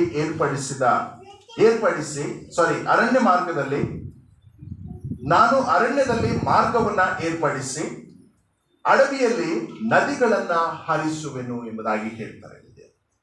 ಅರಣ್ಯದಲ್ಲಿ ಕಾಡಲ್ಲಿ ಹೋದಾಗ ಅಲ್ಲಿ ನಮಗೆ ದಾರಿ ಇರುತ್ತಾ? ಕಾಡಿಗೆ ಹೋಗಿದ್ದಾರೆ? ಯಾರಾದ್ರು ಹೋಗಿದ್ದೀರಾ? ದಾರಿ ಇರಲ್ಲ. ಓಕೆ, ಹೋಗಿರೋ ಕೆಲವ್ರಿಗೆ ಅನುಭವ ಇದೆ, ದಾರಿ ಇರಲ್ಲ. ಒಂದ್ ವೇಳೆ ಇದ್ರೂ ಮಂಗಗಳು ಹೋಗ್ಬೋದಷ್ಟೇ, ಮನುಷ್ಯರು ಹೋಗಕ್ಕಾಗಲ್ಲ. ಅಂದ್ರೆ ಮರದಿಂದ ಮರಕ್ಕೆ ಜಿಗಿದು ಕೋತಿಗಳ ತರ ಹೋಗ್ಬೇಕಾಗತ್ತೆ ಅಷ್ಟೇ. ಮನುಷ್ಯರು ನಾವು ಮಾರ್ಗದಲ್ಲಿ ಹೋಗ್ಲಿಕ್ಕೆ ಆಗಲ್ಲ, ಯಾಕಂದ್ರೆ ಅಲ್ಲಿ ಹೋಗ್ಲಿಕ್ಕೆ ಸರಿಯಾದ ದಾರಿ ಇಲ್ಲ. ಒಂದ್ ವೇಳೆ ನಾವು ದಾರಿ ಇಲ್ಲ ಅಂತ ಗೊತ್ತಿದ್ದು ಒಳಗೆ ಹೋಗ್ಬಿಟ್ರೆ ತಪ್ಪಿಸ್ಕೊಳ್ತೇವೆ. ಯಾವ ಕಡೆ ಯಾವ ದಿಕ್ಕು ಹೋಗ್ಬೇಕು, ಎಲ್ಲಿಂದ ಬಂದ್ವಿ, ಮತ್ತೆ ಹೆಂಗ್ ಹೊರಗ್ಬೇಕಂತ ನಮಗೆ ಗೊತ್ತಿರಲ್ಲ. ಆದ್ರೆ ಇಲ್ಲಿ ದೇವರು ಏನ್ ಹೇಳ್ತಾ ಇದ್ದಾರೆ ಅಂದ್ರೆ, ಅಂತ ಒಂದು ಕಠಿಣವಾದ ಪರಿಸ್ಥಿತಿಯಲ್ಲಿ ಕೂಡ ನಾನು ನಿಮಗೆ ಮಾರ್ಗವನ್ನ ಮಾಡ್ತೇನೆ. ಹಲ್ಲೆಲೂಯಾ. ದೇವರು ಅಲ್ಲಿ ಮಾರ್ಗ ಮಾಡ್ಲಿಕ್ಕೆ ನಮಗೆ ಇವತ್ತು ವಾಗ್ದಾನವನ್ನ ಕೊಡ್ತಾ ಇದ್ದಾರೆ. ಅಂತ ಒಂದು ಥಿಕ್ ಫಾರೆಸ್ಟ್ ಅಲ್ಲಿ, ಅಂತ ಒಂದು ಕಠಿಣವಾದಂತಹ ಕಾಡಿನಲ್ಲಿ ನಾನು ನಿಮಗೆ ಮಾರ್ಗವನ್ನ ಮಾಡ್ತೇನೆ. ಯಾಕಂದ್ರೆ ಐಗುಪ್ತ ದೇಶದಿಂದ ಇಸ್ರಾಯೇಲರನ್ನ ಬೆಳೆಸ್ಕೊಂಡು ಬರುವಾಗ ಅವರನ್ನ ಅರಣ್ಯ ಮಾರ್ಗವಾಗಿ ದೇವರು ನಡೆಸಿ. ಮುಂದೆ ನಾವು ನೋಡ್ತೇವೆ ಅದರಲ್ಲೇ ಅಡವಿಯಲ್ಲಿ ನದಿಗಳನ್ನ ಹರಿಸುವೆನು ಎಂಬುದಾಗಿ. ಅಡವಿಗಳಲ್ಲಿ ಅಥವಾ ಮರುಭೂಮಿಯಲ್ಲಿ ನಾವು ನದಿಯನ್ನ ಕಾಣ್ಲಿಕ್ಕೆ ಸಾಧ್ಯನಾ? ಅಸಾಧ್ಯ. ಆದ್ರೆ ದೇವರು ವಾಗ್ದಾನ ಮಾಡ್ತಾ ಇದ್ದಾರೆ, ನಿಮಗೆ ನದಿಗಳನ್ನ ನಾನು ಅಲ್ಲಿಂದ ಹುಟ್ಟಿಸ್ತೇನೆ. ಅಲ್ಲಿ ನದಿಗಳು ಹರಿದು ಹೋಗ್ತವೆ, ನೀವು ಆ ನದಿಗಳ ಹಾಗೆ ಸಮೃದ್ಧಿಯನ್ನ ಕಾಣ್ತೀರಿ. ಅಥವಾ ನೀವು ದಣಿದಿದ್ರೆ ಆ ನೀರನ್ನ ಕುಡಿದು ನೀವು ದಣಿವನ್ನ ಆರಿಸ್ಕೊಳ್ತೀರಿ, ಅಥವಾ ಆ ದಣಿವಿನಿಂದ ನೀವು ಸುಧಾರಿಸಿಕೊಂಡು ಚೇತರಿಸಿಕೊಂಡು ಮುಂದೆ ಹೋಗ್ಲಿಕ್ಕೆ ನಿಮಗೆ ತೃಪ್ತಿ ಆಗ್ತದೆ ಎಂಬುದಾಗಿ ದೇವರಲ್ಲಿ ವಾಗ್ದಾನ ಮಾಡ್ತಾ ಇದ್ದಾರೆ. ಅಂದಮೇಲೆ ಈ ಒಂದು 2025ನೇ ವರ್ಷಕ್ಕೆ ಪ್ರವೇಶಿಸುವಂತಹ ನಾವುಗಳು, ನಮ್ಮ ಪರಿಸ್ಥಿತಿಗಳು, ನಮ್ಮ ಸನ್ನಿವೇಶಗಳು ಎಷ್ಟೇ ಕಠಿಣವಾಗಿದ್ರು ಅಥವಾ ಎಷ್ಟೇ ಘೋರವಾಗಿದ್ರು ಅಥವಾ ಎಷ್ಟೇ ಕಷ್ಟಕರವಾಗಿದ್ರು ಅಥವಾ ಎಷ್ಟೇ ದುಃಖ ಕಣ್ಣೀರಿನಿಂದ ತುಂಬಿದ್ರು ಕೂಡ ದೇವರು ವಾಗ್ದಾನ ಮಾಡಿದ ಪ್ರಕಾರವಾಗಿ ಆ ಒಂದು ಅಡವಿಯಲ್ಲಿ ಅರಣ್ಯದಲ್ಲಿ ಮಾರ್ಗಗಳನ್ನ ಮಾಡಿ ಅಡವಿಯಲ್ಲಿ ಆತನು ನದಿಗಳನ್ನ ಹರಿಸಿ ನಮಗೆ ಆತನು ತೃಪ್ತಿಪಡಿಸುವಂತ ದೇವರಾಗಿದ್ದಾನೆ. ಹಾಗಾದ್ರೆ ಈ ಒಂದು ನೂತನ ವರ್ಷದಲ್ಲಿ ಪ್ರವೇಶಿಸಿರುವಂತಹ ನಾವುಗಳು ಅಂತ ಒಂದು ಆಶ್ಚರ್ಯಕರವಾದಂತಹ ಜೀವಿತದಲ್ಲಿ ಮುಂದೆ ಹೋಗಬೇಕಾದ್ರೆ ಈ ಒಂದು 3 ಕಾರ್ಯಗಳನ್ನ ಇವತ್ತು ನಾವು ಅಭ್ಯಾಸ ಮಾಡ್ಕೊಳ್ಳೋಣ. ಈ 3 ಕಾರ್ಯಗಳನ್ನ ನಾವು ಅಭ್ಯಾಸ ಮಾಡಿ ಮುಂದೆ ಹೋಗುವಾಗ ದೇವರು ಇದರ ಮುಖಾಂತರವಾಗಿ ನಮಗೆ ಮುಂದೆ ಇಟ್ಟಿರುವಂತಹ ದೈವಾಶೀರ್ವಾದಗಳನ್ನ ಹೊಂದಿ ಮುಂದಿನ ವರ್ಷ ಇಂಥ ಒಂದು ಸಮಯ ಬಂದಾಗ ಆತನು ಮಾಡಿದಂತ ಹೊಸ ಕಾರ್ಯಗಳನ್ನ ಅಥವಾ ಮಹತ್ ಕಾರ್ಯಗಳನ್ನ ಸಾಕ್ಷೀಕರಿಸುವಂತ ಆತನ ಮಕ್ಕಳಾಗಿ ನಾವೆಲ್ಲಿ ಕೂಡಿ ಬರೋಣ.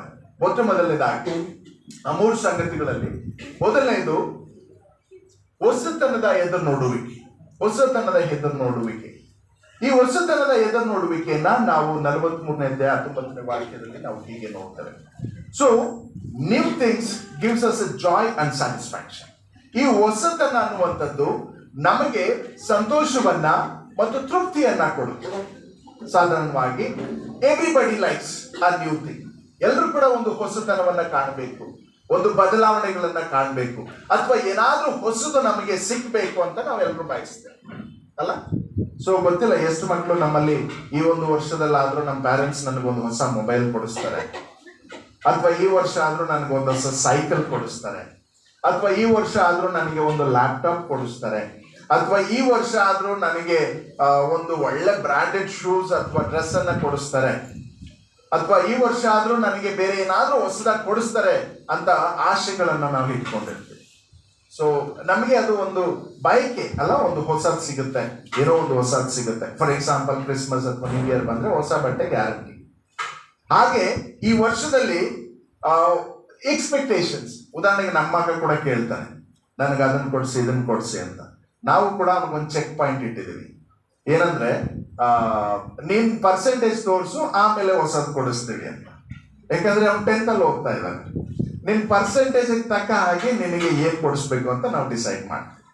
ಸೊ ಇಂಥ ಎದುರು ನೋಡುವಿಕೆ ನಮ್ಗೆಲ್ಲರಿಗೂ ಇದೆ. ನಾವು ಕೂಡ ನಮ್ಮ ಸೇವೆಯಲ್ಲಿ ಒಂದು ಹೊಸ ಹಂತಕ್ಕೆ ಹೋಗ್ಬೇಕು, ಒಂದು ಹೊಸ ಹಂತದಲ್ಲಿ ನಾವು ಬೆಳಿಬೇಕು, ಅಥವಾ ನಮ್ಮ ಸೇವಾ ಕ್ಷೇತ್ರಗಳು ಇನ್ನೂ ಕೂಡ ವಿಸ್ತಾರಗೊಳ್ಳಬೇಕು, ನಾವು ಅದರಲ್ಲಿ ಬೆಳಿಬೇಕನ್ನುವಂತಹ ಒಂದು ಹೊಸತನವನ್ನ ನಾವು ದೇವರಲ್ಲಿ ಎದುರು ನೋಡ್ತಾ ಇದ್ದೇವೆ. ನಾನು ಪ್ರಾರಂಭದಲ್ಲಿ ಮಾತೇ ಇಂದಿಗೆ 4 ವರ್ಷಗಳ ಕಾಲ ನಾವು ಮೈಸೂರಲ್ಲಿ ದಾಟಿ 5ನೇ ವರ್ಷಕ್ಕೆ ನಾವು ಕೂಡ ಪ್ರವೇಶಿಸಿದ್ದೇವೆ. ಇದು ದೇವರ ನಂಬಿಗಸ್ತಿ.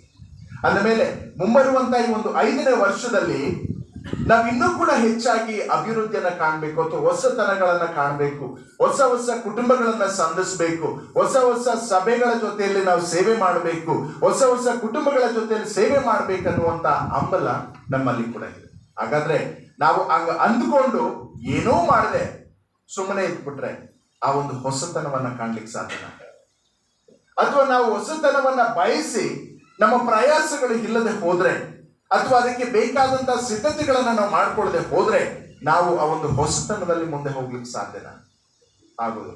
ಹೀಗಾಗಿ ದೇವರು ವಾಗ್ದಾನ ಮಾಡಿದನು ನಿಜ, ಆ ವಾಗ್ದಾನವನ್ನ ಆತನು ಪೂರೈಸಬೇಕಾದ್ರೆ ನಮ್ಮ ಕಡೆಯಿಂದ ನಾವು ಮುಂದೆ ಹೋಗುವಂತವರಾಗಬೇಕು, ಆತನನ್ನ ದೃಷ್ಟಿಸಿ. ಆಗ ಮಾತ್ರ ಆ ಒಂದು ಹೊಸತನವನ್ನ ನಾವು ಕಾಣಲಿಕ್ಕೆ ಸಾಧ್ಯ ಆಗ್ತದೆ.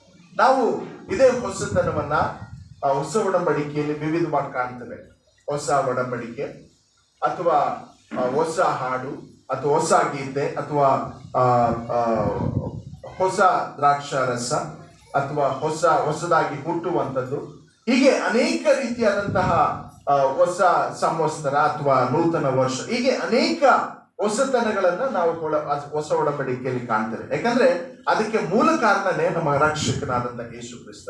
ಆತನೇ ನಮಗೆ ಹೊಸತನಕ್ಕೆ ಮೂಲ ಕಾರಣನಾಗಿರುವುದರಿಂದ ಆತನ ಮುಖಾಂತರವಾಗಿ ದೊರಕುವಂತಹ ಹೊಸತನಕ್ಕೆ ನಾವು ಸಿದ್ಧರಾಗಿರ್ಬೇಕು, ಅಥವಾ ನಾವು ಅದನ್ನ ಎದುರು ನೋಡುವುದಕ್ಕೆ ನಾವು ಸಿದ್ಧರಾಗಿರ್ಬೇಕು. ಸೊ ಹೀಗಾಗಿ ನಾವು ಆ ಹೊಸತನದಲ್ಲಿ ಮುಂದೆ ಹೋಗ್ಲಿಕ್ಕೆ ಸಾಧ್ಯ ಆಗ್ತದೆ. ಯಾಕಂದ್ರೆ ನಾವು ಯಾಕೋಬನಿಗೆ ಬರೆದ ಯಾಕೋಬನ ಪತ್ರಿಕೆ 1ನೇ ಅಧ್ಯಾಯದ 17ನೇ ವಾಕ್ಯದಲ್ಲಿ ನಾವು ಹೀಗೆ ನೋಡ್ತೇವೆ, ಎಲ್ಲಾ ಒಳ್ಳೆಯ ದಾನಗಳು, ಕುಂದಿಲ್ಲದ ಎಲ್ಲಾ ವರಗಳು ಮೇಲಿನಿಂದ ಸಕಲ ವಿಧವಾದ ಬೆಳಕಿಗೂ ಮೂಲ ಕಾರಣದಿಂದಲೇ ಇಳಿದು ಬರುತ್ತವೆ. ಇದರಲ್ಲಿ ಅಥವಾ ಆತನಲ್ಲಿ ಯಾವ ಚಂಚಲವೂ ಇಲ್ಲ, ವ್ಯತ್ಯಾಸದ ಸೂಚನೆಯೂ ಇಲ್ಲ ಎಂಬುದಾಗಿ. ಅಂದ್ರೆ ಈ ಒಂದು ನೂತನ ಹೊಸತನಕ್ಕೆ, ಈ ಹೊಸತನದಲ್ಲಿ ನಾವು ಎದುರು ನೋಡುವಂತ ಕಾರ್ಯಗಳೆಲ್ಲವೂ ಕೂಡ ಪರಲೋಕದಿಂದಲೇ, ಅಥವಾ ಅದಕ್ಕೆ ಮೂಲ ಕಾರಣನಾದಂತಹ ದೇವರಿಂದಲೇ ಇಳಿದು ಬರಬೇಕು. ಹೀಗಾಗಿ ಆತನು ಇದನ್ನ ಕೊಡುವಾಗ, ಅಥವಾ ಆತನ ಒಂದು ಆಶೀರ್ವಾದಗಳು ನಮಗೆ ಬರುವಾಗ ಅದರಲ್ಲಿ ಯಾವ ಭೇದವೂ ಇಲ್ಲ. ಅವರು ದೊಡ್ಡವರು, ಇವರು ಚಿಕ್ಕವರು, ಅಥವಾ ಅವರು ಉದ್ಯೋಗದಲ್ಲಿದ್ದಾರೆ, ಇವರು ಉದ್ಯೋಗದಲ್ಲಿಲ್ಲ, ಅಥವಾ ಅವರಿಗೆ ಅನುಕೂಲ ಇದೆ, ಇವರಿಗೆ ಅನುಕೂಲ ಇಲ್ಲ, ಅಥವಾ ಅವರು ಹಾಗಿದ್ದಾರೆ, ಇವರು ಹೀಗಿದ್ದಾರೆ ಅಂತ ಹೇಳಿ ದೇವರಲ್ಲಿ ಯಾವ ಭೇದವೂ ಇಲ್ಲದೆ ಎಲ್ಲರಿಗೂ ಸರಿಸಮನಾಗಿ ಆಶೀರ್ವಾದಗಳನ್ನ ಅಥವಾ ನೂತನ ಸಂಗತಿಗಳನ್ನ ಒದಗಿಸುವಂತಹ ದೇವರಾಗಿದ್ದಾನೆ. ಮಾತ್ರವಲ್ಲ, ಅದರಲ್ಲಿ ಯಾವುದೇ ಚಂಚಲತ್ವವಿಲ್ಲ, ಯಾವುದೇ ವ್ಯತ್ಯಾಸಗಳಿಲ್ಲ, ಅಥವಾ ಯಾವುದೇ ಭೇದ ಭಾವಗಳಿಲ್ಲ. ಇವರು ಕಡಿಮೆ ಕೊಡಬೇಕು, ಇವ್ರಿಗೆ ಜಾಸ್ತಿ ಕೊಡ್ಬೇಕು, ಅಥವಾ ಇವರಿಗೆ ಅದು ಕೊಡಬೇಕು, ಇದು ಕೊಡಬೇಕು ಅಂತ ಯಾವುದೇ ಭೇದ ಭಾವಗಳಿಲ್ಲ, ಅಥವಾ ವ್ಯತ್ಯಾಸಗಳಿಲ್ಲದೆ ದೇವರು ಸಕಲ ವಿಧದಲ್ಲಿಯೂ ಕೂಡ ಆತನು ತನ್ನ ನೂತನ ಆಶೀರ್ವಾದಗಳನ್ನ, ನೂತನ ದೈವಿಕ ಕಾರ್ಯಗಳನ್ನ ಆತನು ಸುರಿಸಲಿಕ್ಕೆ ಶಕ್ತನ ಅಂತ ದೇವರಾಗಿದ್ದಾನೆ. ಸೊ ಹೀಗಾಗಿ ಆತನು ಹೇಳುವಂಥದ್ದು ಏನಂತ ಹೇಳಿದ್ರೆ, so be prepared to see or be prepared to experience the new thing that I am going to do. ನಿಮ್ಮ ಮಧ್ಯದಲ್ಲಿ ಮಾಡುವಂತಹ ಆ ಒಂದು ಹೊಸತನಕ್ಕೆ ಅಥವಾ ನೂತನ ಕಾರ್ಯಕ್ಕೆ ನೀವು ನೋಡ್ಲಿಕ್ಕೂ ಸಿದ್ಧರಾಗಿರಿ ಮತ್ತು ಅದನ್ನು ಅನುಭವಿಸ್ಲಿಕ್ಕೂ ಕೂಡ ಸಿದ್ಧರಾಗಿರಿ. ಯಾಕಂದ್ರೆ ನಾನೇ ಇದಕ್ಕೆ ಮೂಲನು ಎಂಬುದಾಗಿ ಆತನಲ್ಲಿ ತಿಳಿಸುವಂತ ನಾವು ನೋಡ್ತೇವೆ. ಅಂದಮೇಲೆ ಆತನ ಹೊರತು ನಮಗೆ ಇನ್ಯಾರಿಂದಲೂ ಕೂಡ ಆ ಒಂದು ಹೊಸತನ ಅಥವಾ ನೂತನದ ಮಹತ್ ಕಾರ್ಯಗಳನ್ನ ನಾವು ಕಾಣಲಿಕ್ಕೆ ಸಾಧ್ಯ ಇಲ್ಲ. ಸೊ ಆತನೇ ಅದಕ್ಕೆ ಮೂಲನಾಗಿದ್ದಾನೆ. ಸೊ ಹೀಗಾಗಿ ಇಸ್ರಾಯೇಲರು ಈ ಒಂದು ಐಗುಪ್ತ ದೇಶದಲ್ಲಿ ಅವರು ಗುಲಾಮರಾಗಿರುವಾಗ ಅವರು ಈ ಒಂದು ಹೊಸ ಕಾರ್ಯವನ್ನ ಮಾಡ್ಲಿಕ್ಕಿದ್ದಾನೆ. ಈ ಎಂತ ಹೊಸ ಕಾರ್ಯ ಎಂಬುದಾಗಿ ಇದನ್ನು ನೋಡ್ತಾ ಇದ್ದಾರೆ. ಇದು ಎಂತ ಹೊಸ ಕಾರ್ಯ, ಇದು ಹೇಗೆ ಸಾಧ್ಯ, ಇದನ್ನು ನಾವು ಹೇಗೆ ಕಾಣಲಿಕ್ಕೆ ಸಾಧ್ಯ ಆಗ್ತದೆ ಎಂಬುದಾಗಿ ಅವರು ದೇವರಲ್ಲಿ ಕಾದಿದ್ರು. ಹೀಗಾಗಿ ಇನ್ ದ ಪಾಸ್ಟ್ ಇಯರ್, ಕಳೆದ ಅನೇಕ ವರ್ಷಗಳಲ್ಲಿ ಇಂಥ ಒಂದು ಸಂಗತಿಗಳನ್ನ ಅವ್ರನ್ನ ನೋಡೇ ಇರಲಿಲ್ಲ. ಓಕೆ, ಐಗುಪ್ತ ದೇಶದಿಂದ ಅವರನ್ನ ಬಿಡಿಸಿದ್ರು, ಅಥವಾ ಅಲ್ಲಿ ಆತನು ಮಾಡಿದಂತಹ ವಿಧಾನಗಳು ವ್ಯತ್ಯಾಸವಾಗಿತ್ತು, ಅಥವಾ ಅನೇಕ ರೀತಿಯಾದಂತಹ ಸವಾಲುಗಳು ಇವರಿಗೆ ಬಂದವು. ಅನೇಕ ರೀತಿಯಾದಂತಹ ಸವಾಲುಗಳನ್ನ ಇವರು ದಾಟಿ ಹೊರಬರಲಿಕ್ಕೆ ಸಾಧ್ಯ ಆಯಿತು. ಅದರ ವಿಧಾನಗಳು ವಿಭಿನ್ನವಾಗಿತ್ತು. ಮತ್ತು ಅವರು ಆದ್ರೆ ಈಗ ಇರುವಂತಹ ಬಂಧನದಿಂದ ಅಥವಾ ಬಾಬಿಲೋನಿನ ಬಂಧನದಿಂದ ಹೇಗೆ ಬಿಡಿಸುತ್ತಾರೆ ಅನ್ನುವಂತಹ ಯಾವ ನಿರೀಕ್ಷೆ ಅವರಿಗೆ ಇರಲಿಲ್ಲ, ಅಥವಾ ಇದರಿಂದ ಹೇಗೆ ದೇವರು ನಮ್ಮನ್ನ ಹೊರಗೆ ತರ್ತಾರೆ ಅನ್ನುವಂತಹ ನಿರೀಕ್ಷೆ ಅವರಿಗೆ ಇರಲಿಲ್ಲ. ಬದಲಾಗಿ ಇನ್ನೂ ಕೂಡ ಅವರು ಇಂದಿನ ಸ್ಥಿತಿಯಲ್ಲೇ ನಡೆದಂತಹ ಸವಾಲುಗಳನ್ನ ದೇವರು ಬಿಡಿಸಿದ ಹಾಗೆ, ಅಥವಾ ಹೋರಾಟಗಳಿಂದ ದೇವರು ನಮ್ಮನ್ನು ಹೊರಗೆ ತಂದ ಹಾಗೆ ಇಲ್ಲಿ ಕೂಡ ನಮ್ಮನ್ನ ಹೊರಗೆ ತರ್ತಾನೆ ಅನ್ನುವಂತಹ ಒಂದು ನಂಬಿಕೆಯಲ್ಲಿ ಅವರಿದ್ರು. ಆದ್ರೆ ದೇವರು ಇಲ್ಲಿ ಏನ್ ಮಾಡ್ತಾರೆ ಅಂತ ಹೇಳಿದ್ರೆ, ಬಾಬಿಲೋನು ಕೆಡವಲ್ಪಟ್ಟು ಮತ್ತೆ ತಮ್ಮ ತಮ್ಮ ಸ್ವಸ್ಥಳಗಳಿಗೆ ಅಥವಾ ಅವರು ಬಂದಂತಹ ಇಸ್ರಾಯೇಲ್ ದೇಶಕ್ಕೆ ಅವರು ಮತ್ತೆ ಹೋಗ್ತಾರೆ ಎಂಬುದಾಗಿ ಅವರು ಊಹೆ ಕೂಡ ಮಾಡಿರ್ಲಿಲ್ಲ. Because they were so stuck in between the past and the present.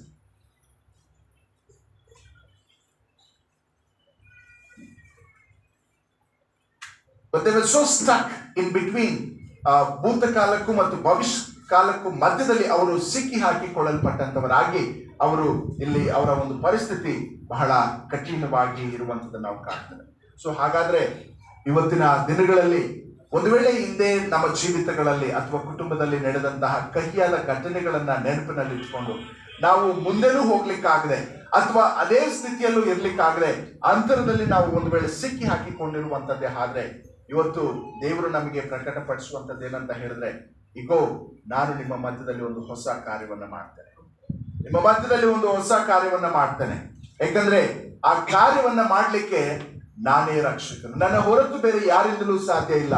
ಹೀಗಾಗಿ ನೀವು ನಿಮ್ಮನ್ನ ಕಳೆದಂತವುಗಳನ್ನ ಪುನಃಸ್ಥಾಪಿಸಿಕೊಳ್ಳಿಕ್ಕೋಸ್ಕರವಾಗಿ, ಅಥವಾ ನಿಮ್ಮ ಸಮಯವನ್ನ ಅಥವಾ ನಿಮ್ಮ ಗುರುತನ್ನ ಮತ್ತೆ ನೀವು ಪಡ್ಕೊಳ್ಳಿಕ್ಕೋಸ್ಕರವಾಗಿ ನಾನು ಒಂದು ಹೊಸತನವನ್ನ ನಾನು ನಿಮಗೆ ಸೃಷ್ಟಿ ಮಾಡಿದ್ದೇನೆ. No matter how difficulty the situation is, ಅದು ಎಷ್ಟು ಕಷ್ಟಕರವಾದಂತಹ ಸನ್ನಿವೇಶ, ಎಷ್ಟು ಕಷ್ಟಕರವಾದಂತಹ ಪರಿಸ್ಥಿತಿಗಳಾಗಿರಬಹುದು, ಆದ್ರೆ ದೇವರು ಹೇಳುವಂಥದ್ದು ಇಸ್ರಾಯೇಲರಿಗೆ, ನೀವು ನಂಬುವಂಥದ್ದೇ ಆದ್ರೆ ನಾನು ನಿಮಗೋಸ್ಕರವಾಗಿ ಆ ಒಂದು ಹೊಸತನವನ್ನ ನಾನು ಮಾಡ್ತೇನೆ. ಇದೇ ಯೆಶಾಯನ ಪ್ರವಾದನೆ ಗ್ರಂಥ 55ನೇ ಅಧ್ಯಾಯ ವಚನ 8 ಮತ್ತು 9 ದಯಮಾಡಿ ಯಾರಾದ್ರೂ ಓದಿ. ಯೆಹೋವನು ಹೀಗನ್ನುತ್ತಾನೆ, ನನ್ನ ಆಲೋಚನೆಗಳು ನಿಮ್ಮ ಆಲೋಚನೆಗಳಲ್ಲ, ನಿಮ್ಮ ಮಾರ್ಗಗಳು ನನ್ನ ಮಾರ್ಗಗಳಲ್ಲ. ಭೂಮಿಯ ಮೇಲೆ ಆಕಾಶವು ಎಷ್ಟು ಉನ್ನತವೋ ನಿಮ್ಮ ಮಾರ್ಗಗಳಿಂದ ನನ್ನ ಮಾರ್ಗಗಳು, ನಿಮ್ಮ ಆಲೋಚನೆಗಳಿಂದ ನನ್ನ ಆಲೋಚನೆಗಳು ಅಷ್ಟು ಉನ್ನತವಾಗಿವೆ. Thank you brother. ಇಲ್ಲ ನೋಡ್ತೇವೆ, ನಿಮ್ಮ ಆಲೋಚನೆಗಳು ನನ್ನ ಆಲೋಚನೆಗಳಲ್ಲ. ಯಾಕಂದ್ರೆ ದೇವರ ಆಲೋಚನೆಗಳು ಅದು ಬಹಳ ಎತ್ತರವಾದಂಥವು, ಬಹಳ ಶ್ರೇಷ್ಠವಾದಂಥವುಗಳು. ಆ ಆಲೋಚನೆಗಳಿಗೆ ನಮ್ಮ ಆಲೋಚನೆಗಳು ಯಾವುದೇ ರೂಪದಲ್ಲಿಯೂ ಸರಿಸಾಟಿಯಲ್ಲ. ಹೀಗಾಗಿ ಇಲ್ಲಿ ದೇವರು ಹೇಳುವಂಥದ್ದು ಏನಂತ ಹೇಳಿದ್ರೆ, ನಿಮ್ಮ ಮಾರ್ಗಗಳು ನನ್ನ ಮಾರ್ಗಗಳಲ್ಲ. ನಾನು ನಿಮಗೆ ಮಾಡುವಂತ ಮಾರ್ಗ ಕಠಿಣವಾದ ಪರಿಸ್ಥಿತಿಯಲ್ಲೂ ಕೂಡ ನಾನು ನಿಮಗೆ ಮಾರ್ಗಗಳನ್ನ ತೆರಿತೀನಿ, ಅಥವಾ ಕಷ್ಟದ ಸನ್ನಿವೇಶಗಳಲ್ಲಿ ನಾನು ನಿಮಗೆ ಮಾರ್ಗಗಳನ್ನ ತೆರಿತೀನಿ. ಆದ್ರೆ ನನ್ನ ಮಾರ್ಗಗಳು ನಿಮ್ಮ ಮಾರ್ಗಗಳಲ್ಲ. ಅದು ಹೇಗಿರ್ತವೆ ಅಂತ ಹೇಳಿದ್ರೆ, ಭೂಮಿಯಿಂದ ಆಕಾಶ ಎಷ್ಟು ಉನ್ನತವಾಗಿದೆಯೋ ಅಷ್ಟು ಉನ್ನತವಾದಂತಹ ಆಲೋಚನೆಗಳು, ಅಷ್ಟು ಉನ್ನತವಾದಂತಹ ಮಾರ್ಗಗಳು, ಅಷ್ಟು ಉನ್ನತವಾದಂತಹ ಶ್ರೇಷ್ಠ ಕಾರ್ಯಗಳನ್ನ ನಾನು ನಿಮ್ಮ ಮಧ್ಯದಲ್ಲಿ ಈ ವರ್ಷ ಮಾಡ್ಲಿಕ್ಕಿದ್ದೇನೆ ಎಂಬುದಾಗಿ ಇಲ್ಲಿ ದೇವರು ವಾಗ್ದಾನ ಮಾಡ್ತಾ ಇದ್ದಾರೆ. ಅಂದಮೇಲೆ ಈ ವಾಗ್ದಾನಗಳನ್ನ ಮಾಡುವಂತಹ ದೇವರು ಸುಳ್ಳಾಡುವಂತಹ ದೇವರಲ್ಲ. ದೇವರು ಸುಳ್ಳಾಡುವಂತಹ ದೇವರಲ್ಲ, ವಾಗ್ದಾನಗಳನ್ನ ನೆರವೇರಿಸುವಂತಹ ನಿಜ ದೇವರು ಆತನಾಗಿದ್ದಾನೆ. ಹೀಗಾಗಿ ಆತನು ಈ ಒಂದು ನೂತನ ವರ್ಷಕ್ಕೆ ಕಾಲಿಟ್ಟಿರುವಂತಹ ನಮಗೆ ಆತನು ವಾಗ್ದಾನ ಮಾಡುವಂತದ್ದೇ ಆದ್ರೆ ಅದನ್ನ ನೆರವೇರಿಸಿ ಆ ಪ್ರಕಾರವಾಗಿ ಮುಂದೆ ನಮ್ಮನ್ನ ಆಶೀರ್ವಾದದಲ್ಲಿ ನಡೆಸಲಿಕ್ಕೆ ಆತನು ಶಕ್ತನಾಗಿದ್ದಾನೆ. ಹೀಗಾಗಿ ಆ ಒಂದು ವಾಗ್ದಾನವನ್ನ ನಾವು ಎದುರು ನೋಡುತ್ತಾ ನಾವು ಆತನ ಮುಂದೆ ಹೋಗುವಂತವ್ರು ನಾವು ಹಾಗೆ ಪ್ರಲಾಪಗಳಲ್ಲಿ ನಾವು ಹೀಗೆ ನೋಡ್ತೇವೆ, ನಾವು ಉಳಿದಿರುವುದು ಆತನ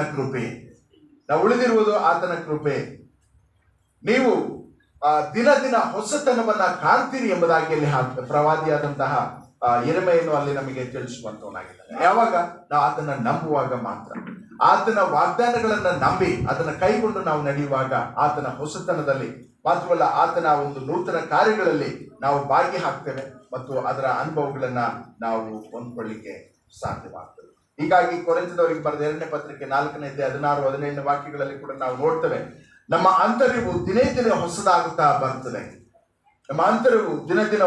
ಬರುತ್ತದೆ.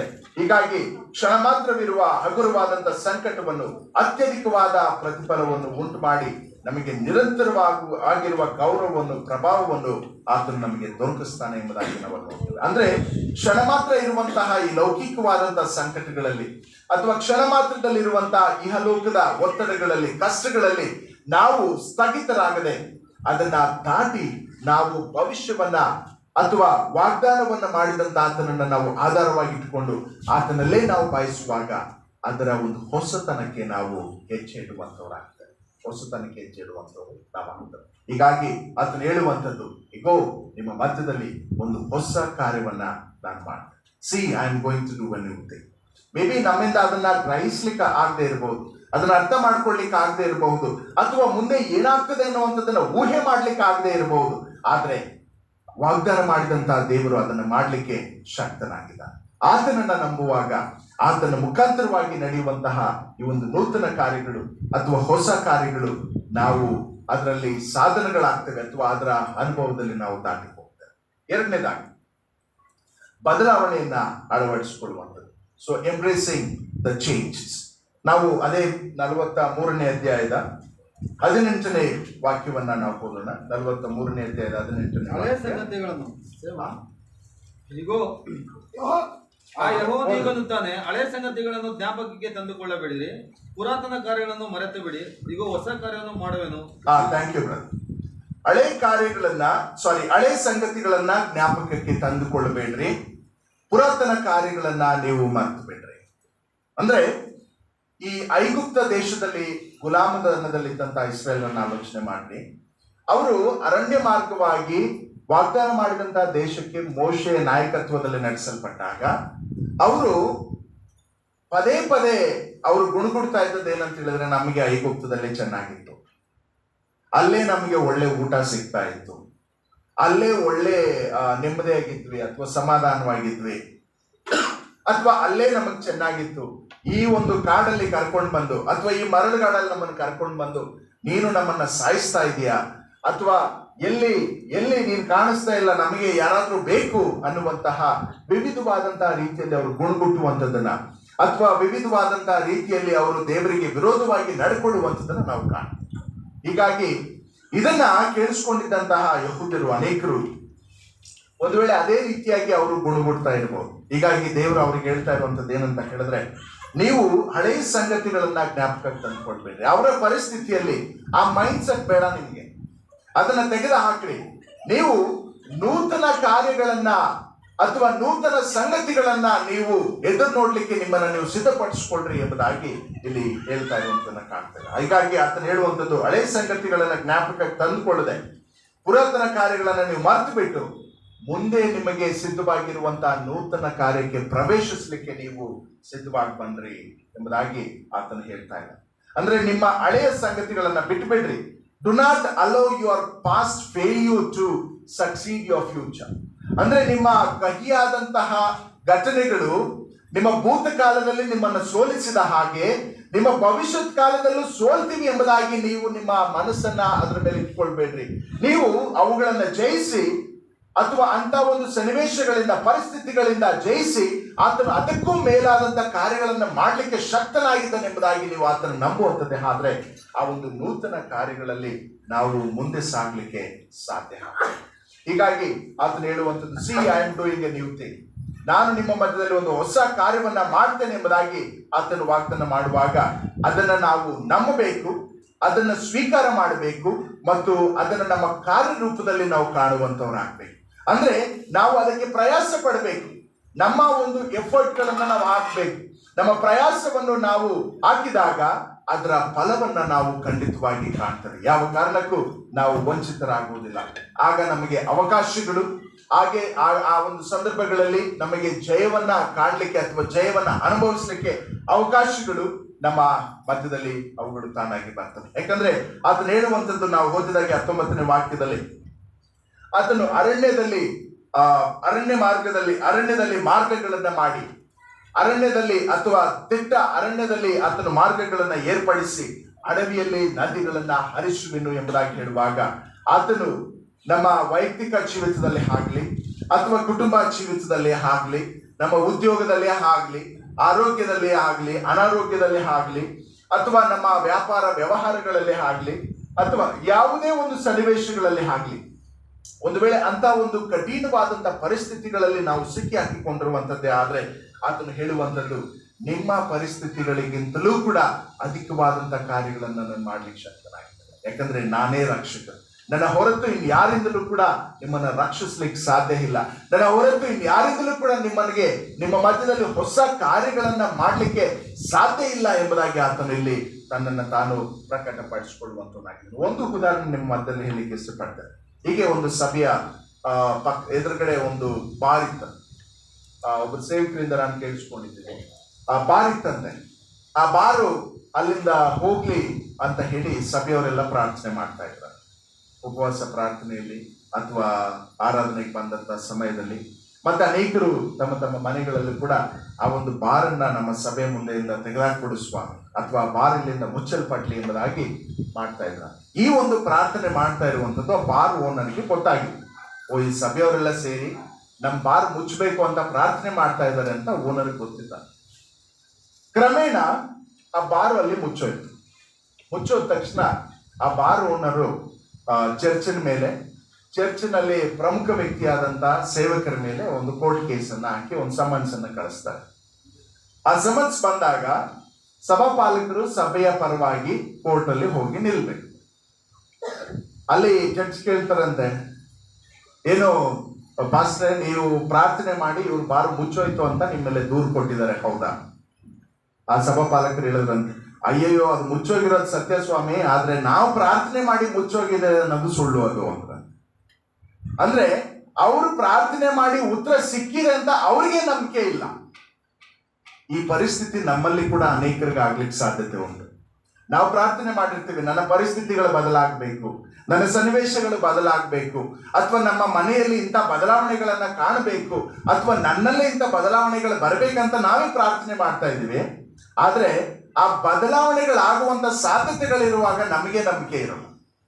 ಹೀಗಾಗಿ ನಾವು ಹೇಗೆ ಆ ಒಂದು ಹೊಸತನವನ್ನ ಕಾಣ್ಲಿಕ್ಕೆ ಸಾಧ್ಯ, ಅಥವಾ ನಾವು ಹೇಗೆ ಆ ಒಂದು ಹೊಸತನದಲ್ಲಿ ಮುಂದೆ ಹೋಗ್ಲಿಕ್ಕೆ ಸಾಧ್ಯ, ಅಥವಾ ಹೇಗೆ ನಾವು ದೇವರು ಮಾಡಿದಂತ ವಾಗ್ದಾನಗಳು ನಮ್ಮ ಜೀವಿತಗಳಲ್ಲಿ ನೆರವೇರ್ಲಿಕ್ಕೆ ನಾವು ಹೇಗೆ ಅದಕ್ಕೆ ಅವಕಾಶ ಮಾಡಿಕೊಡ್ತೇವೆ ಎಂಬುದಾಗಿ ಆಲೋಚನೆ ಮಾಡಿ.